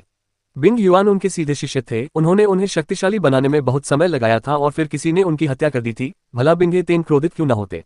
महान गुरु बिंग, मैंने सोचा था कि हम दोनों का सामाजिक स्तर एक जैसा है। इतना आक्रामक होना ठीक नहीं है। गंजे नेता ने आंखें सिकोड़ते हुए कहा। बिंग हे तेंग ने तुरंत उसे वहां से चले जाने को कहा, जिससे गंजे नेता की बेइज्जती हुई। इतना अच्छा नहीं है। तुम्हें मुझसे बात करने की इजाजत किसने दी। बिंग हे तेंग ने ठंडे स्वर में और आंखों में तिरस्कार लिए कहा। बिंग हे तेंग की नजर में कोंडोर कैसल ऑर्गेनाइजेशन के लोग कुत्तों और मुर्गियों के झुंड के समान हैं, इससे ज्यादा कुछ नहीं। वे देखने में असभ्य और घिनौने थे। हालांकि सेलेस्टियल रिवर में उनका थोड़ा बहुत प्रभाव था, फिर भी बिंग हे तेंग उनसे घृणा करता था। मेरा क्या होगा, एक भयावह आवाज ने कहा। बिंग हे तेंग की आंखें सिकुड़ गईं। उसी क्षण एक अत्यंत बुरी ऊर्जा वातावरण में फैल गई। लोगों के रोंगटे खड़े हो गए। आकाश में एक आकृति तेजी से नीचे उतर रही थी। एक क्रूर और दुष्ट मुख का वातावरण पर प्रहार कर रहा था और सीधे बिंग हे तेंग की ओर बढ़ रहा था। वह घनी दुष्ट ऊर्जा से भरा हुआ था। दफा हो जाओ, बिंग हे तेंग ने गुस्से से चिल्लाया। बर्फ गिर रही थी और बर्फ के टुकड़े घातक ऊर्जा से भरी बर्फ में बदल गए जो मिट्टी की ओर तेजी से बढ़े। धमाका। वातावरण में एक अजीब सी हलचल थी। बर्फ आसमान से शान से और खूबसूरती से गिर रही थी, हवा में लहरा रही थी। कितना ठंडा। दूर खड़े सभी लोग ठंडक के उनके शरीर में प्रवेश करते ही कांपने लगे। उस ठंडक में एक भयानक रूप से सघन दुष्ट ऊर्जा भी समाहित थी। भीड़ ने बिंग हे तेंग के शरीर को पीछे की ओर उछलते हुए देखा। जमीन पर उसके पीछे एक लंबा और गहरा निशान बन गया था। वह अपने सामने खड़े व्यक्ति को खाली निगाहों से घूर रहा था। उस व्यक्ति के लंबे बिखरे हुए बाल हवा में लहरा रहे थे। सिर से पैर तक वह व्यक्ति किसी दुष्ट आत्मा जैसा लग रहा था, मानो उसके चारों ओर बुरी ऊर्जा व्याप्त हो। हालांकि जब बिंग हे तेंग ने उस व्यक्ति को देखा तो उसे एक अजीब और जानी पहचानी अनुभूति हुई। नेता कोंडोर कैसल संगठन के सभी सदस्य घुटनों के बल बैठे थे, उनकी आंखों में भय साफ झलक रहा था। वह कोंडोर कैसल संगठन के महान नेता हैं। जैसा कि अपेक्षित था, वह बहुत रहस्यमय है। जब भीड़ ने उस व्यक्ति को देखा तो उन्होंने अपनी आंखें सिकोड़ ली, मानो वे उसे और स्पष्ट रूप से देखना चाहते हो। बिंग हे तेंग अभी भी उसे टकटकी लगाकर देख रहा था। क्या तुम अपने पुराने दोस्त को पहचान नहीं पा रहे? महान नेता ने क्रूर स्वर में कहा, जिससे बिंग हे तेंग कांप उठा। उसकी आंखें सिकुड़ गईं और उसने आश्चर्य से कहा, ये तो तुम हो। जी हाँ, मैं ही हूँ। बिंग हे तेंग, तुम्हें यकीन नहीं हो रहा होगा, है ना? सचमुच, मैं तो हैरान हूँ, आप सेलेस्टियल रिवर आए और कोंडोर कैसल ऑर्गेनाइजेशन के महान नेता बन गए। बिंग हे तेंग ने आश्चर्य से कहा। उन्होंने उस व्यक्ति को पहचान लिया था। अतीत में वे पहले भी लड़ चुके थे। बिंग हे तेंग अपने सामने वाले से थोड़ा अधिक शक्तिशाली हुआ करते थे, लेकिन उस समय वे दोनों एक ही स्तर पर थे। फिर भी महान नेता के हमले ने उन्हें पीछे धकेलने के लिए काफी था। यही तो जीवन है। जब मेरे बेटे की मृत्यु हुई तो मैंने अपना पूरा जीवन मजबूत बनने में लगा दिया और इसी से मैं आज जो हूं वो बना। महान नेता ने रहस्यमय और क्रूर स्वर में कहा। बिंग हे तेंग, इस बार हम फिर से मिल रहे हैं, लेकिन हमारा एक साझा लक्ष्य है, आइए पहले उसे पूरा कर लें। Pub future ads. ठीक है, बिंग हे तेंग ने सिर हिलाते हुए कहा। उस वार्ताकार को उससे बात करने का पूरा अधिकार था। वे मुड़े और सेलेस्टियल माउंटेन रेस्टोरेंट की ओर देखने लगे। सब बकवास है, रेस्टोरेंट में जाओ और मुझे बताओ क्या चल रहा है। कोंडोर कैसल संगठन के महान नेता ने कठोर स्वर में कहा। तुरंत बाद कोंडोर कैसल संगठन के सदस्य खड़े हो गए। भीड़ आश्चर्य से आहें भर रही थी। कोंडोर कैसल संगठन का महान नेता अत्यंत प्रभावशाली, दबंग और आक्रामक था। यही कारण था कि उसकी प्रजा उससे इतना डरती थी। कोई जरूरत नहीं है। उसी क्षण एक ठंडी और उदासीन आवाज हवा में गूंज उठी। रेस्तरां के प्रवेश द्वार पर एक आकृति दिखाई दी। वह व्यक्ति धीरे धीरे बाहर आ रहा था। उस व्यक्ति की ओर एक पवित्र और निर्मल आकृति थी। वह एक परछाई की तरह दिख रही थी। महान नेता बिंग हे तेंग के साथ साथ लिन फैंग और उनके दो अन्य मित्रों ने एक दूसरे की ओर देखा। वे सभी एक दूसरे को पहचानते थे। अरे वाह, ये तो यूनहाई संप्रदाय का लिन फैंग है, बिंग हे तेंग ने उसी क्षण कहा। उसकी आंखों में जानलेवा इरादा झलक रहा था। उसने सोचा, ये लड़का तो राक्षस है, इसे आज ही मरना होगा। जब यूनहाई संप्रदाय का विनाश हुआ था तब बिंग हे तेंग ने भी उस नरसंहार में भाग लिया था। उस दिन उसने देखा था कि लिन फैंग कितना लापरवाह था, खासकर जीवन और मृत्यु के अखाड़े के मंच पर। उस क्षण, एक साल से भी कम समय में, वह लापरवाह युवक इतना शक्तिशाली हो चुका था कि उसने हिम और हिम पर्वत गांव के सर्वश्रेष्ठ शिष्य को मार डाला था। अगर उसे लिन फैंग को और समय दिया जाता तो उसे डर था कि वह उसे काबू में नहीं रख पाएगा और वह एक बड़ा खतरा बन जाएगा। उस क्षण उसे लिन फैंग को मारना ही पड़ा, न केवल अपना बदला लेने के लिए बल्कि आगे के खतरों से बचने के लिए भी। बिंग हे तेंग की तरफ महान नेता के चेहरे पर हत्या का और भी स्पष्ट इरादा झलक रहा था। वह बुरी निगाहों से लिन फैंग को घूर रहा था। यह आप है? मैं ही हूँ, लिन फैंग ने जवाब दिया। लिन फैंग को यह जानकर आश्चर्य हुआ कि वह कोंडोर कैसल संगठन के महान नेता को जानता था। अतीत में वह भी यूनहाई संप्रदाय में था। संप्रदाय में उसका बहुत उच्च स्थान था। मो कांगलैन, हर बार जब मैं तुम्हें दिखता हूं तो तुम और भी कम इंसान लगती हो। सचमुच राक्षसी, तुम अधमरी लगती हो, मानो मौत के कगार से वापस लाई गई हो। महान नेता आश्चर्यजनक रूप से यूनहाई संप्रदाय का गद्दार था। यूनहाई संप्रदाय के नियमों को लागू करने का प्रभारी महान एल्डर मो कांगलैन अपने बेटे मो शी को लिन फैंग की हत्या में मदद करने की कई बार कोशिश कर चुका था। जिस दिन यूनहाई संप्रदाय का विनाश हुआ उसी दिन मो कांगलैन ने नानगोंग लिंग की उंगलियां काट दी थी। आधे मरे हुए मो कांगलैन ने मजाक करते हुए मुस्कुराते हुए कहा, ऐसा लगता तो है, लेकिन ये तो सिर्फ एक इंसान का शरीर है। वैसे भी अच्छा दिखने का क्या फायदा, ताकत सबसे जरूरी है। उदाहरण के लिए, तुम इतने जवान हो लेकिन आज तुम मरोगे क्योंकि मुझमें तुम्हें मारने की ताकत है। और तुम्हारे साथ खड़ी उस लड़की का भी क्या हाल होगा। कितना अफसोस, इतना सुंदर शरीर और उसे भी तुम्हारे साथ मरना पड़ेगा। मो कांगलैन के भयानक चेहरे को देखकर लिन फैंग का चेहरा एकदम ठंडा पड़ गया। उस आदमी ने शायद बुरी शक्तियां सीखी होंगी, तभी उसका चेहरा ऐसा दिख रहा था। उसका शरीर जीवित होते हुए भी सड़ता हुआ प्रतीत हो रहा था। वह किसी भयानक और दुष्ट राक्षस जैसा लग रहा था। भीड़ भी यही सोच रही थी। दरअसल उस महाद्वीप में सिर्फ ताकत ही मायने रखती थी। उदाहरण के लिए, उस समय लिन फैंग की जान खतरे में थी और उसकी खूबसूरती मायने नहीं रखती थी। ताकत के आगे उसका बचना मुश्किल था। वो कमीना, लैन जियाओ ने मन ही मन सोचा। लिन फैंग के लिए ये एक बंद गली थी, वो बच नहीं पाएगा। उसने खुद को इस जाल में फंसा लिया था। कोंडोर कैसल संगठन के उपनेता मो कांगलैन और बिंग हे तेंग तीनों ही जुबान की स्तर तक पहुंच चुके थे। लिन फैंग बच नहीं सका। लिन फैंग, तुम कैसे मरना चाहते हो? मो कांगलैन ने ली फैंग को घूरते हुए कहा। अतीत में लिन फैंग की वजह से उसके बेटे मो शी को रक्षक कोन ने मार डाला था। उस पल उसे आखिरकार अपने मृत बेटे का बदला लेने और लिन फैंग को मारने का मौका मिल गया था। जब मेन किंग को पता चला कि मो कांगलैन लिन फैंग को मारना चाहती है तो उसने एक बड़ा कदम आगे बढ़ाया और तुरंत बर्फ की ऊर्जा छोड़ी, जिससे जमीन जम गई। उसकी बर्फ की ऊर्जा अत्यंत तीव्र थी और उसने धरती को ढक लिया और हवा को भी जमा दिया। मेन किंग द्वारा उत्सर्जित हिम ऊर्जा बिंग हे तेंग की हिम ऊर्जा से जरा भी कमजोर नहीं थी। उसकी हिम ऊर्जा हड्डियों तक भेदने वाली थी। यही दूसरी जुबान की हुई परत की शक्ति है। मो कांगलैन और बिंग हे तेंग अचंभित रह गए। उस लड़की में दूसरे स्तर की जुबानची शक्ति थी। इसके अलावा उसकी बर्फीली ची सामान्य बर्फीली ची से कहीं अधिक शक्तिशाली, ठंडी और हिंसक थी। इसीलिए उसने दूसरे उपनेता को मार डाला। इसमें कोई आश्चर्य की बात नहीं थी। बुरा नहीं है, लेकिन दुर्भाग्य से अगर तुम हम में से किसी एक को रोकने में कामयाब भी हो जाते हो तो क्या नतीजा वही नहीं होगा, मौत। मो कांगलेन ने दुष्टतापूर्ण ढंग से कहा, मैं बूढ़ा हो चुका हूं और मैंने काफी समय से व्यायाम नहीं किया है, मुझे इस मजे में शामिल होने में खुशी होगी। उसी क्षण एक आकृति दिखाई दी। वह एक बूढ़ा आदमी था। वह उनकी ओर आ रहा था। श्री हुओ। लिन फैंग अचंभित रह गया। श्री हुओ ही थे जो लिन फैंग के प्रति इतने मित्रवत थे, लेकिन ऐसा लग रहा था जैसे वे एक दिन पहले ही आ गए हों। नमस्कार, श्री हुओ ने लिन फैंग को हल्का सा सिर हिलाते हुए कहा। वे लिन फैंग की ओर बढ़े और साथ ही उन्होंने बेहद तीव्र अग्नि ऊर्जा छोड़ी, जो मेन किन की बर्फीली ऊर्जा के ठीक विपरीत थी। तीसरी जुबान की हुई परत।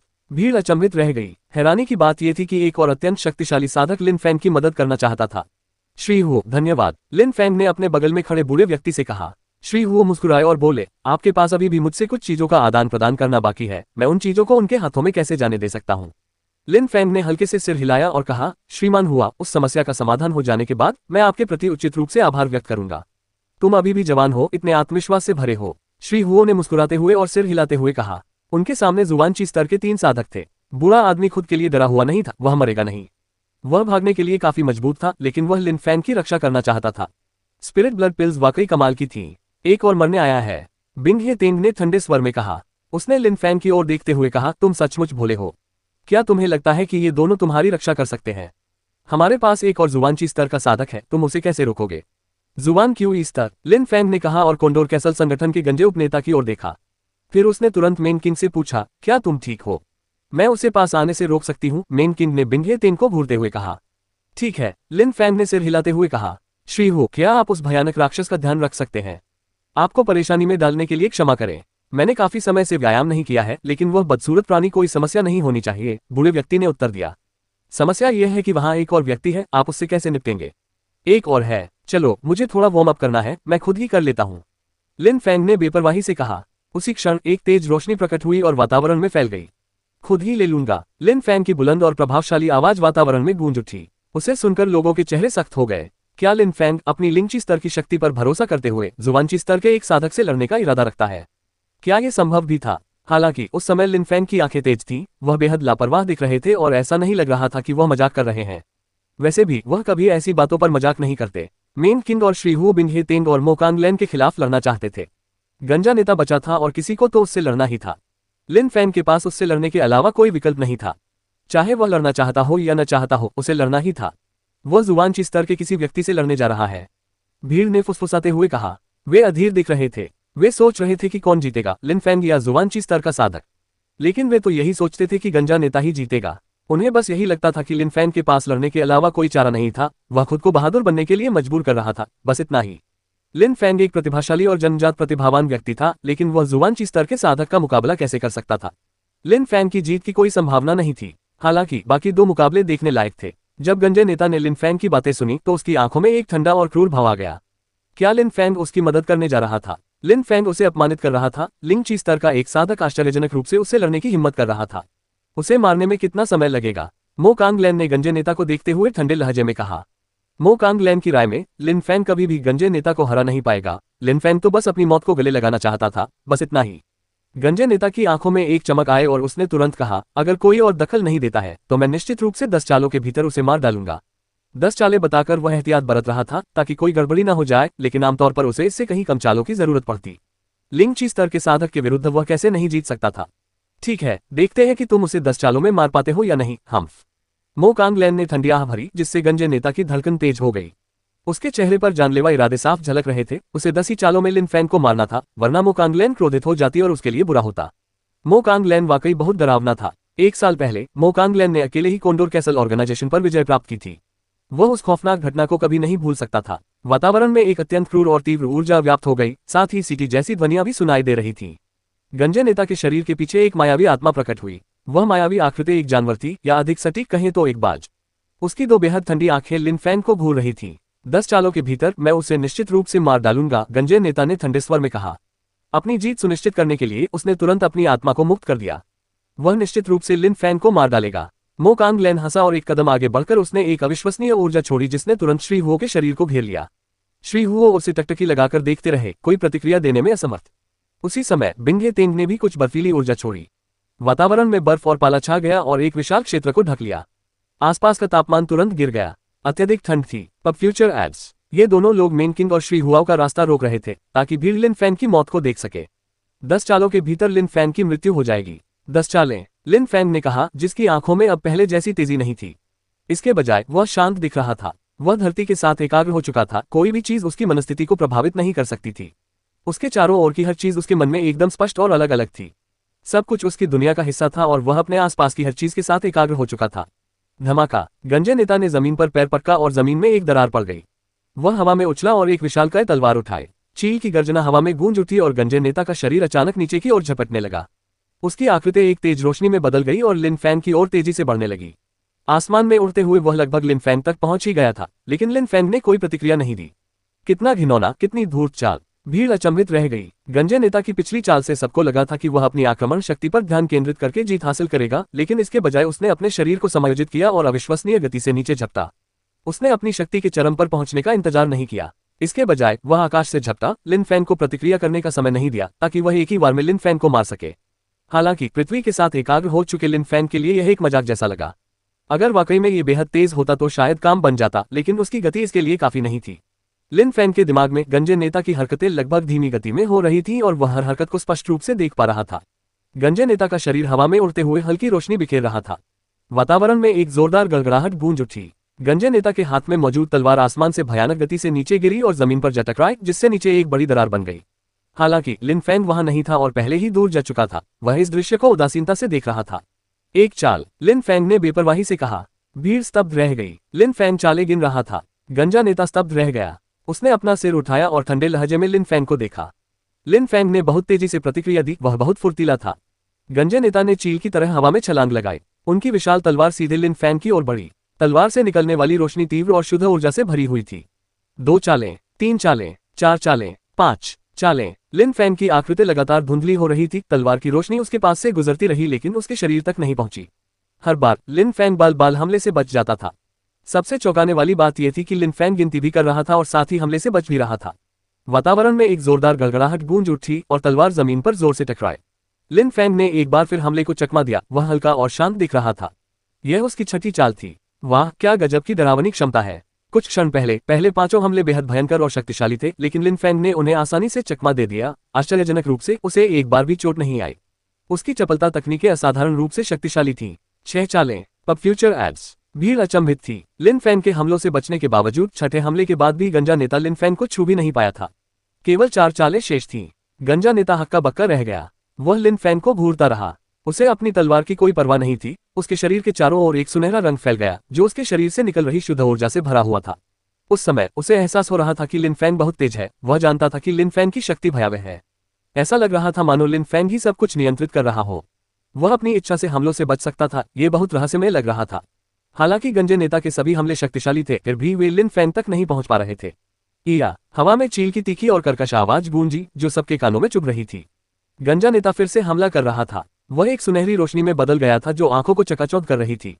उसका शरीर ऐसा लग रहा था मानो वह किसी सुनहरे चील के अंदर समाया हो। उसी क्षण गंजे नेता का रूप बदलकर बाज बन गया। लिन फैंग ने अपना सिर उठाया, उसकी परछाई चमकी और वह बड़े ही सुंदर और आकर्षक अंदाज में आगे बढ़ गया। लेकिन वह चील का भ्रम अविश्वसनीय गति से उसका पीछा कर रहा था। वह अपने पीछे प्रकाश की एक लकीर छोड़ रही थी, मानो आकाश सोने से भरा हो। यह बेहद खूबसूरत था। लिन फैंग ने थोड़ा सा माथा सिकोड़ा और उसकी आकृति लगातार हिलती रही। हालांकि उस क्षण ऐसा लग रहा था मानो गंजे आदमी की आत्मा उसके शरीर में समा गई हो। उसकी आत्मा शायद बेहद शक्तिशाली थी। वह लिन फैंग का पीछा कर रहा था और उसे 10 चालों के भीतर ही मार डालने के लिए दृढ़ संकल्पित था। हवा में तलवार की ऊर्जा की अविश्वसनीय मात्रा उत्पन्न हुई। यह इतनी तेज थी। तलवार की वह ऊर्जा मानो कहीं से अचानक प्रकट हुई हो। पसश! लिन फैंग का हाथ वातावरण को चीरता हुआ आगे बढ़ रहा था। उसके हाथ में तलवार नहीं थी, लेकिन भीड़ देख सकती थी कि मानो उसका हाथ ही तलवार बन गया हो। वह सचमुच लोगों को भेद सकता था। वह चील जितनी शक्तिशाली नहीं थी, ये स्पष्ट था। धमाका! स्वर्ण बाज और हाथ आपस में टकरा गए। तलवार की ऊर्जा नष्ट हो गई और लिन फैंग का शरीर कुछ दर्जन मीटर पीछे की ओर उछल गया। लिंग ची स्तर का एक साधक जुबान ची स्तर के एक साधक से लड़ते समय अनिवार्य रूप से शक्ति में अंतर का सामना करेगा। 7 चालें। लिन फैंग ने कहा। उसने अपना सिर उठाया। वह अब भी शांत दिख रहा था। 3 चालें बची हैं, देखते हैं कि तुम उन्हें रोक पाते हो या नहीं। उस क्षण गंजे नेता के चेहरे पर बेहद क्रूरता के भाव थे। वह जुबान ची स्तर तक पहुंच चुका था। उसे लिंग ची स्तर के लिन फैंग को आसानी से हरा देना चाहिए था। मैं उन्हें जरूर रोकूंगा, लिन फैंग ने ठंडे स्वर में कहा। उसके शरीर के चारों ओर एक अविश्वसनीय युद्ध ऊर्जा प्रज्वलित होने लगी। युद्ध ऊर्जा के अलावा उसने कुछ तलवार ऊर्जा और घातक ऊर्जा भी छोड़ी। उसी समय लिन फैंग के पीछे एक बैंगनी रंग की झील उभर आई, जो बुलबुले और झाग से भरी हुई थी। गंजे नेता को बहुत गुस्सा आया।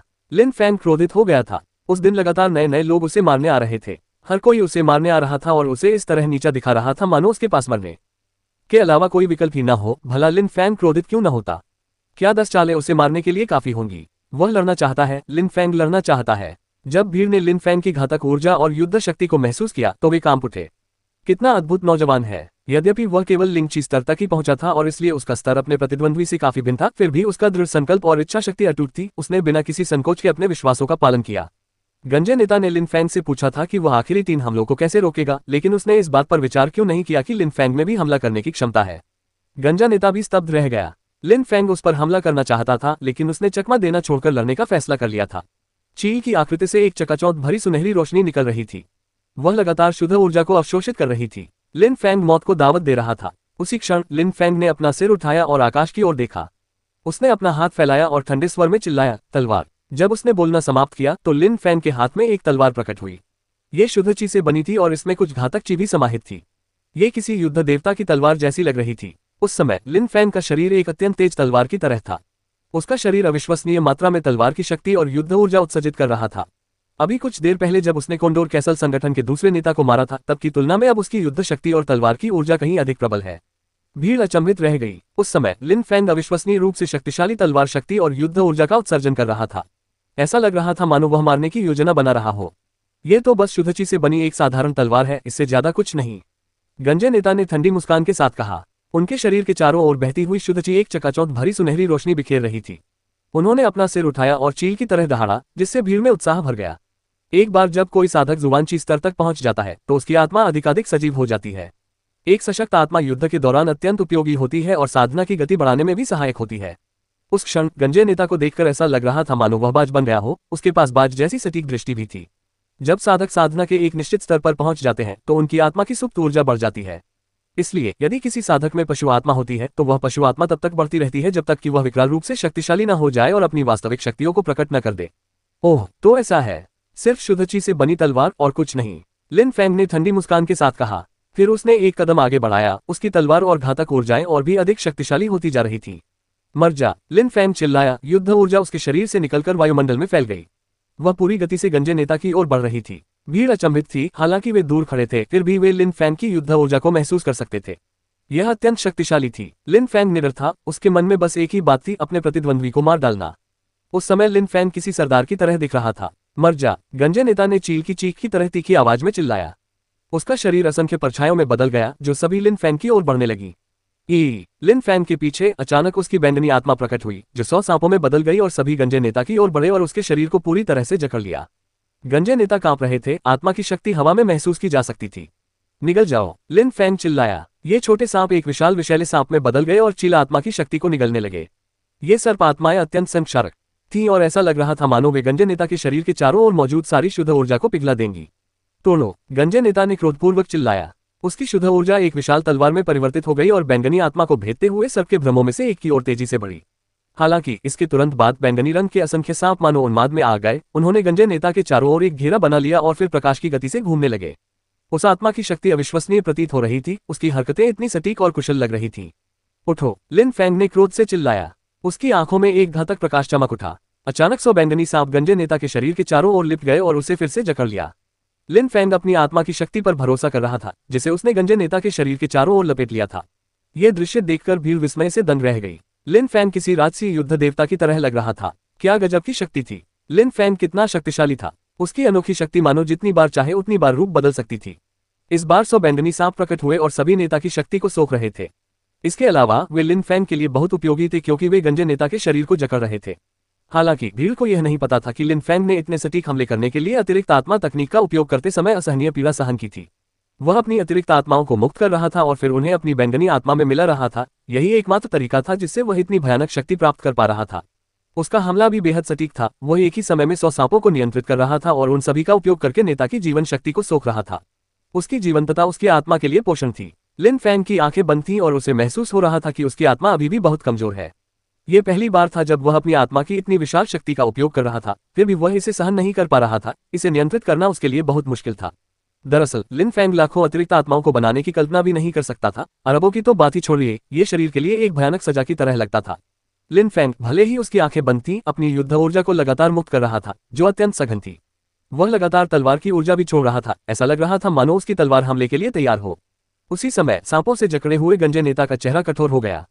उसकी शक्तिशाली शुद्ध ऊर्जा एक तेजस्वी तलवार में परिवर्तित हो गई। वार करो, गंजे नेता ने क्रोध से चिल्लाया। उसकी तलवार से वातावरण में एक तेज और चकाचौंध भरी रोशनी फैल गई।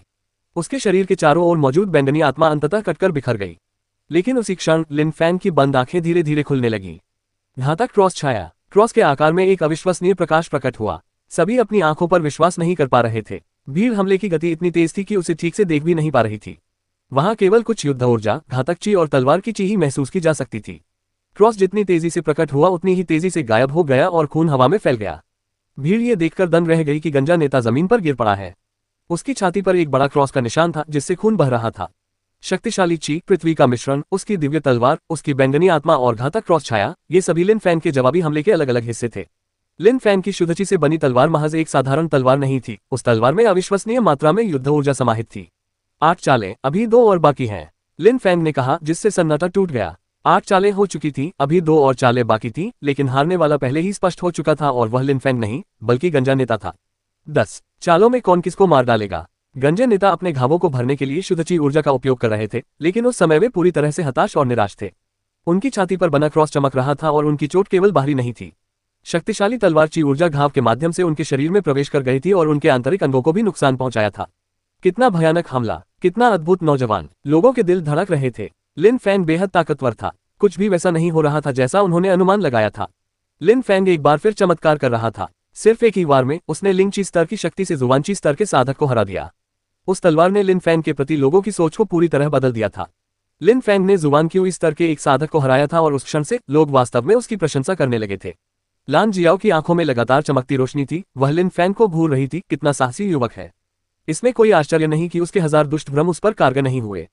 लिन फैंग कोई साधारण व्यक्ति नहीं था, वह एक असाधारण प्रतिभा का धनी था। इसके अलावा उस क्षण बिंग हे तेन के दिल में हत्या का इरादा भड़क रहा था, क्योंकि उसने सोचा, ये कितना भयानक है। लिन फैंग सचमुच एक राक्षस था। वह हिम और हिम पर्वत गांव के सभी शिष्यों से कहीं अधिक भयानक था।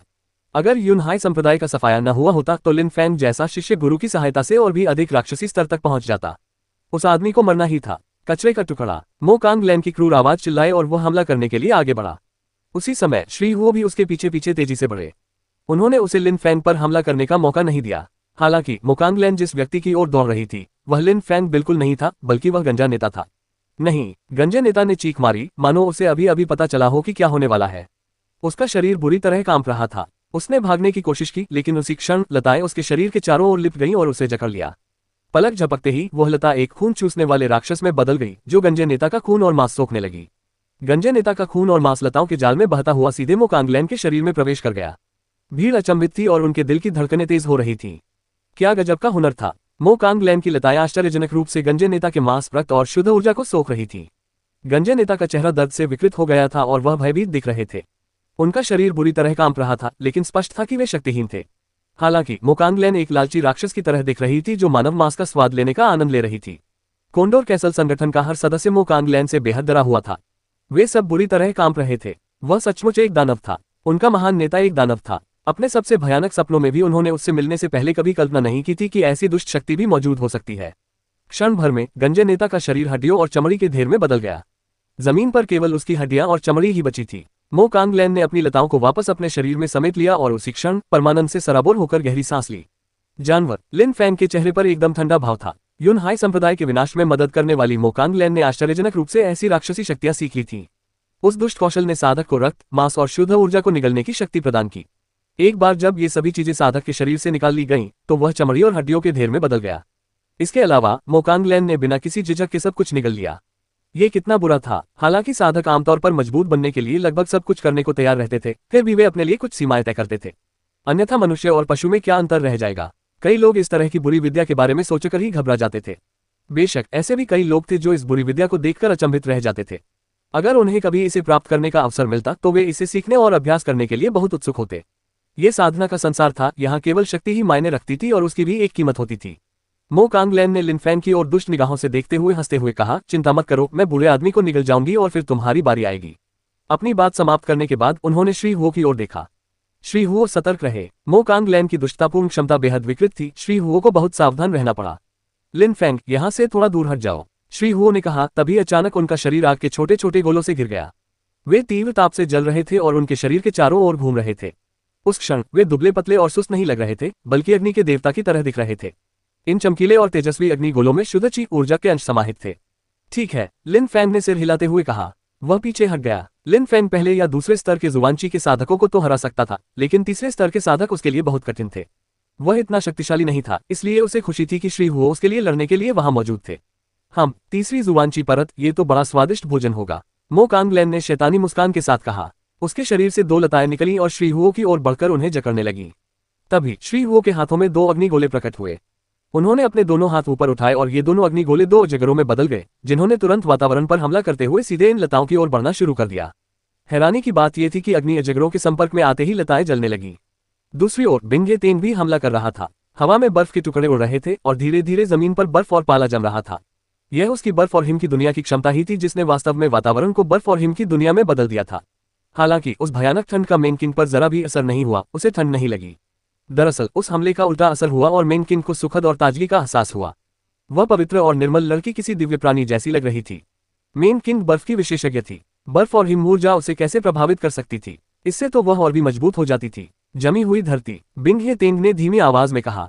तुरंत ही जमीन पर सफेद बर्फ और पाले की एक परत जम गई। ये परत मोटी होती जा रही थी।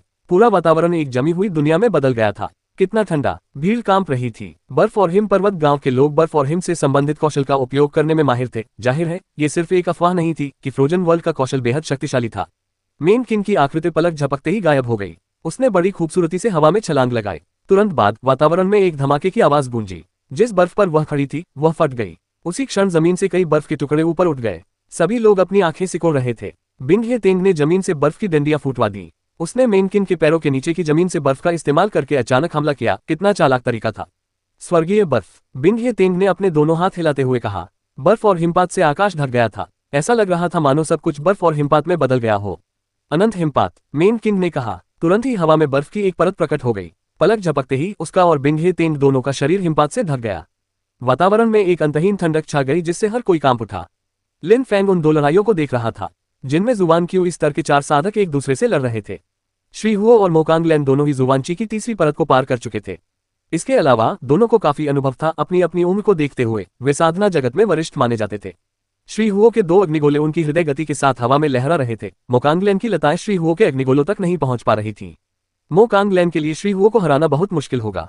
इसके अलावा भले ही मेन किंग के पास अपने प्रतिद्वंदी जितना अनुभव नहीं था, लिन फैन को उसकी कोई चिंता नहीं थी।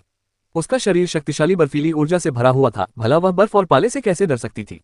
इसके अलावा वह बेहद ताकतवर थी। लिन फैन को उसकी ताकत का ठीक ठीक अंदाजा नहीं था, क्योंकि हर बार जब वह उसे लड़ते देखता था तो ऐसा लगता था कि वह पिछली बार से भी ज्यादा ताकतवर हो गई है। ऐसा लग रहा था कि कोंडोर कैसल ऑर्गेनाइजेशन और ice and snow mountain village के सभी लोग उस दिन लड़ाई में बहुत व्यस्त होंगे। भीड़ को यह भी आभास हो रहा था कि चीजें बहुत तेजी से बदल रही हैं। भूभाग की बनावट में लगातार बड़े बदलाव हो रहे हैं। इसके अलावा हर बार जब उन्हें लगता था कि लिन फैंग मारा जाएगा तो ऐसा बिल्कुल नहीं होता था। सबसे डरावनी बात यह थी कि कोंडोर कैसल संगठन के लोग भी लिन फैंग के खिलाफ मिलकर काम कर रहे थे, लेकिन लिन फैंग हमेशा की तरह सबको चौंकाने में कामयाब रहा। लिन फैंग ने पीछे मुड़कर बिंग हे तेन के साथ आए लोगों को देखा।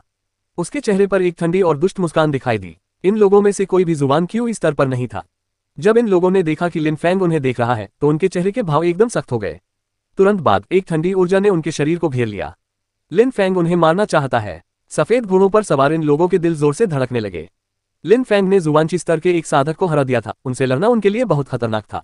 लिन फैंग ने हरकत शुरू की और धीरे धीरे उनकी ओर बढ़ने लगा। डर से उन सभी लोगों के शरीर अकड़ गए।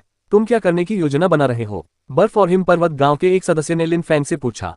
तुरंत ही उसके चेहरे पर भय के भाव आ गए। मैं क्या कर रहा हूँ? उसके चेहरे पर व्यंग्यात्मक भाव आ गया।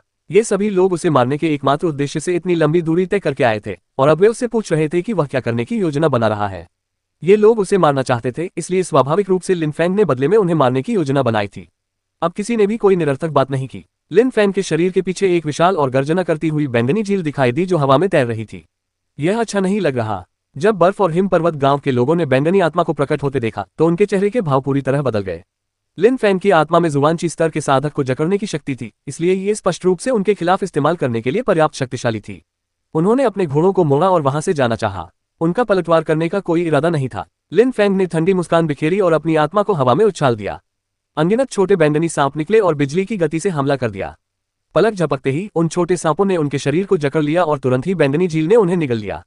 वे सभी विशाल बैंगनी झील में डूबते चले गए। आह! भयानक चीखें चारों ओर गूंज उठी। बर्फ और हिम पर्वत गांव के ये निवासी झील में डूब रहे थे और उनके शरीर ऐसे पिघल रहे थे मानो झील तेजाब हो। उनकी त्वचा और मांस पिघल रहा था और वे दर्द से कराहते हुए हताशा और निराशा से चिल्ला रहे थे। क्या वे मरना चाहते थे? वे बर्फ और हिम पर्वत गांव के महान बुजुर्ग बिंघे तेन के साथ आए थे। कितना शानदार! हालांकि उन्होंने सपने में भी कभी नहीं सोचा था कि लिंची स्तर का एक साधक सेलेस्टियल रिवर में उनका सबसे बुरा सपना बन जाएगा। क्या तुम हिम्मत करोगे? उस क्षण बिंघे तेन की आवाज एकदम ठंडी थी, जैसे वह सब कुछ अपनी आंखों के सामने देख रहा हो। वह अपने साथ सभी उत्कृष्ट शिष्यों को लाया था, उन्हें अनुभव प्राप्त करने के लिए लाया था और लिनफेंग उन सभी को मारने वाला था। बिंघे तेंग ने मेनकिन को पीछे छोड़ दिया और भारी मात्रा में बर्फीली ऊर्जा छोड़ते हुए पूरी गति से लिनफेंग की ओर दौड़ पड़ा। हालांकि मेनकिन ने उसे लिनफेंग को छूने नहीं दिया। उसके दोनों हाथ कांप रहे थे, घबराहट से उसकी आत्मा कांप रही थी। मेनकिन के शरीर से बर्फीली ऊर्जा का विशाल भंडार निकल रहा था। भीड़ भी उसके घबराहट भरे चेहरे को देख सकती थी। जमा हुआ दिल, मेनकिन ने कहा। उसकी बर्फीली ऊर्जा ने वातावरण पर प्रहार किया। बिंघे तेंग बुरी तरह कांपने लगा। वह अचानक मुड़ा, लेकिन उसी क्षण दर्द से कराह उठा। उसके काले बाल बर्फ से जम गए थे। तुम मुझे मारना चाहते हो, लेकिन तुम्हें लगा कि मैं तुम्हें नाराज करने की हिम्मत नहीं करूंगा। भला ये कैसे मुमकिन है? लिनफेंग ने ठंडे स्वर में कहा और उसकी बैंगनी आत्मा वापस उसके शरीर में समा गई। हालांकि बर्फ और हिम पर्वत गांव के सभी सदस्य नजरों से ओझल हो चुके थे और उनका कोई सुराग नहीं मिल रहा था। बिंघे तेंग का चेहरा एकदम पीला पड़ गया।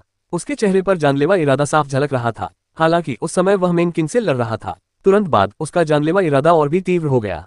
मेनकिन पहले की तरह ही उसे लिनफेंग के पास जाने से रोक रही थी। उसकी आंखों में शांति और निर्मलता झलक रही थी। उसका हृदय मानो बर्फ का बना हुआ था। लिनफेंग को नाराज करने के कारण ice and snow village mountain के सदस्यों का नरसंहार कर दिया गया है। भीड़ ने सोचा, शुरू में तो वे सिर्फ लिनफेंग को मारने के उद्देश्य से आए थे, लेकिन अंत में वे खुद ही मारे गए।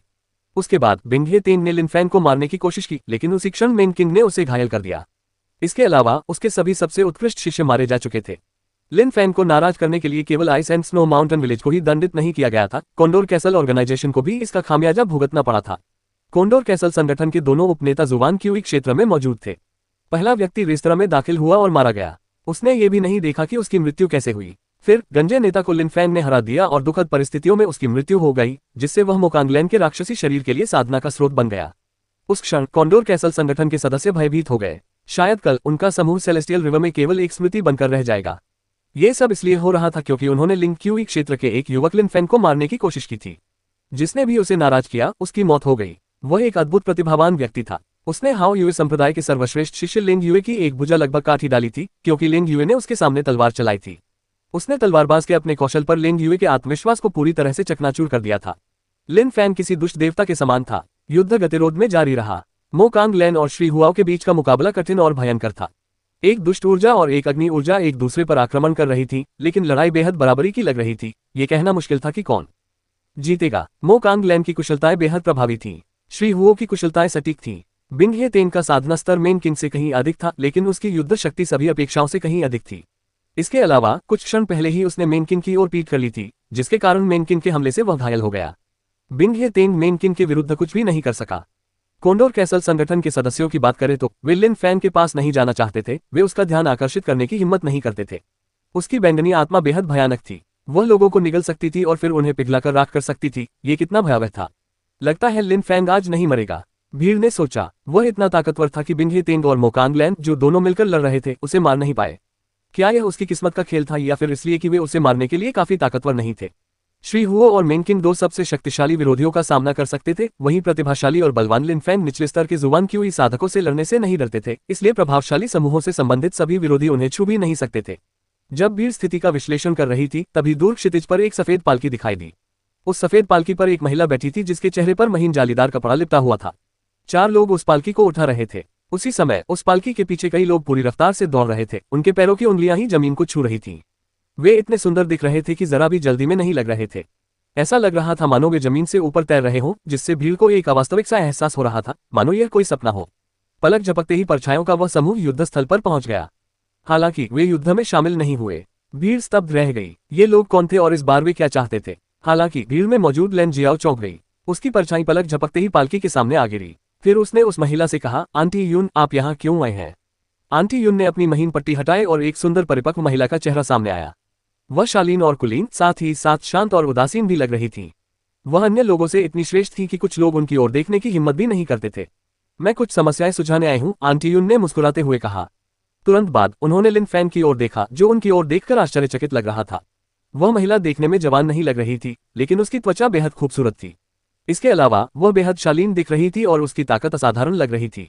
लिन फैंग, है ना? उस परिपक्व महिला ने लिन फैंग से कहा। जी हाँ, लिन फैंग ने सिर हिलाते हुए कहा और पूछा, क्या कोई समस्या है?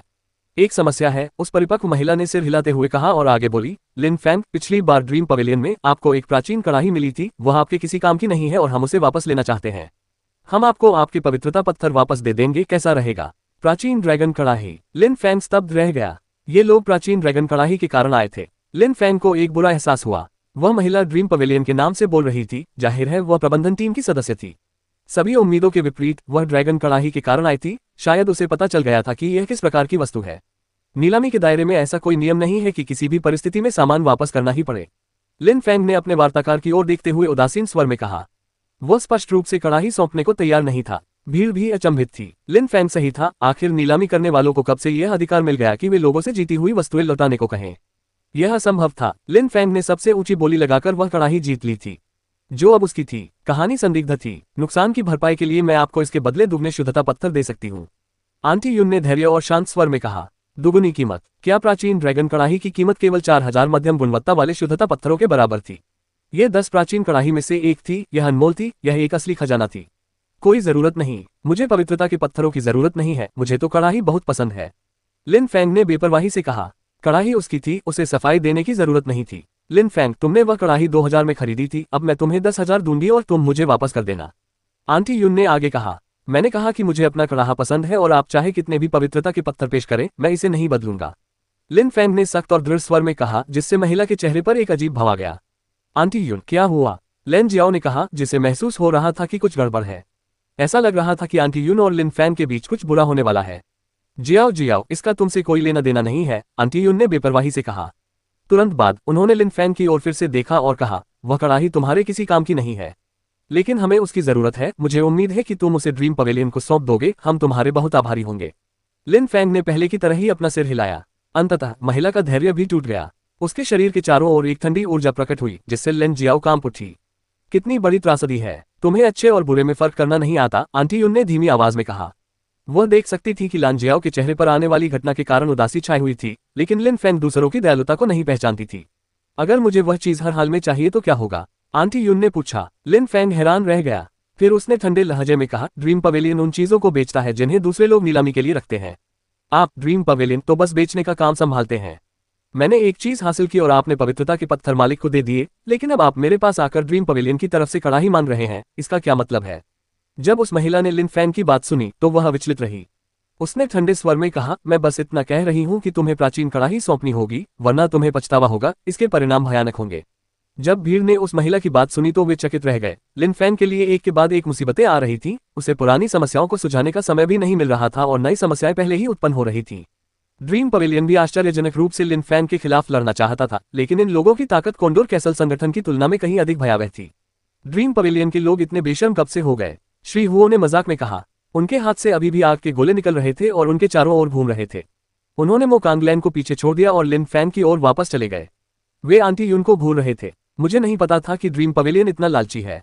अगर दूसरे लोग नीलामी में मिली चीजें चुराने की कोशिश करते तो मुझे हैरानी नहीं होती, लेकिन आप ड्रीम पवेलियन, मैं आपसे यह उम्मीद नहीं करता कि आप नीलामी में चीजें पाने वालों की रक्षा करेंगे। ये तो मैं समझ सकता हूँ, लेकिन खुद उन चीजों को चुराना, क्या आपको अपनी इज्जत की कोई परवाह नहीं है?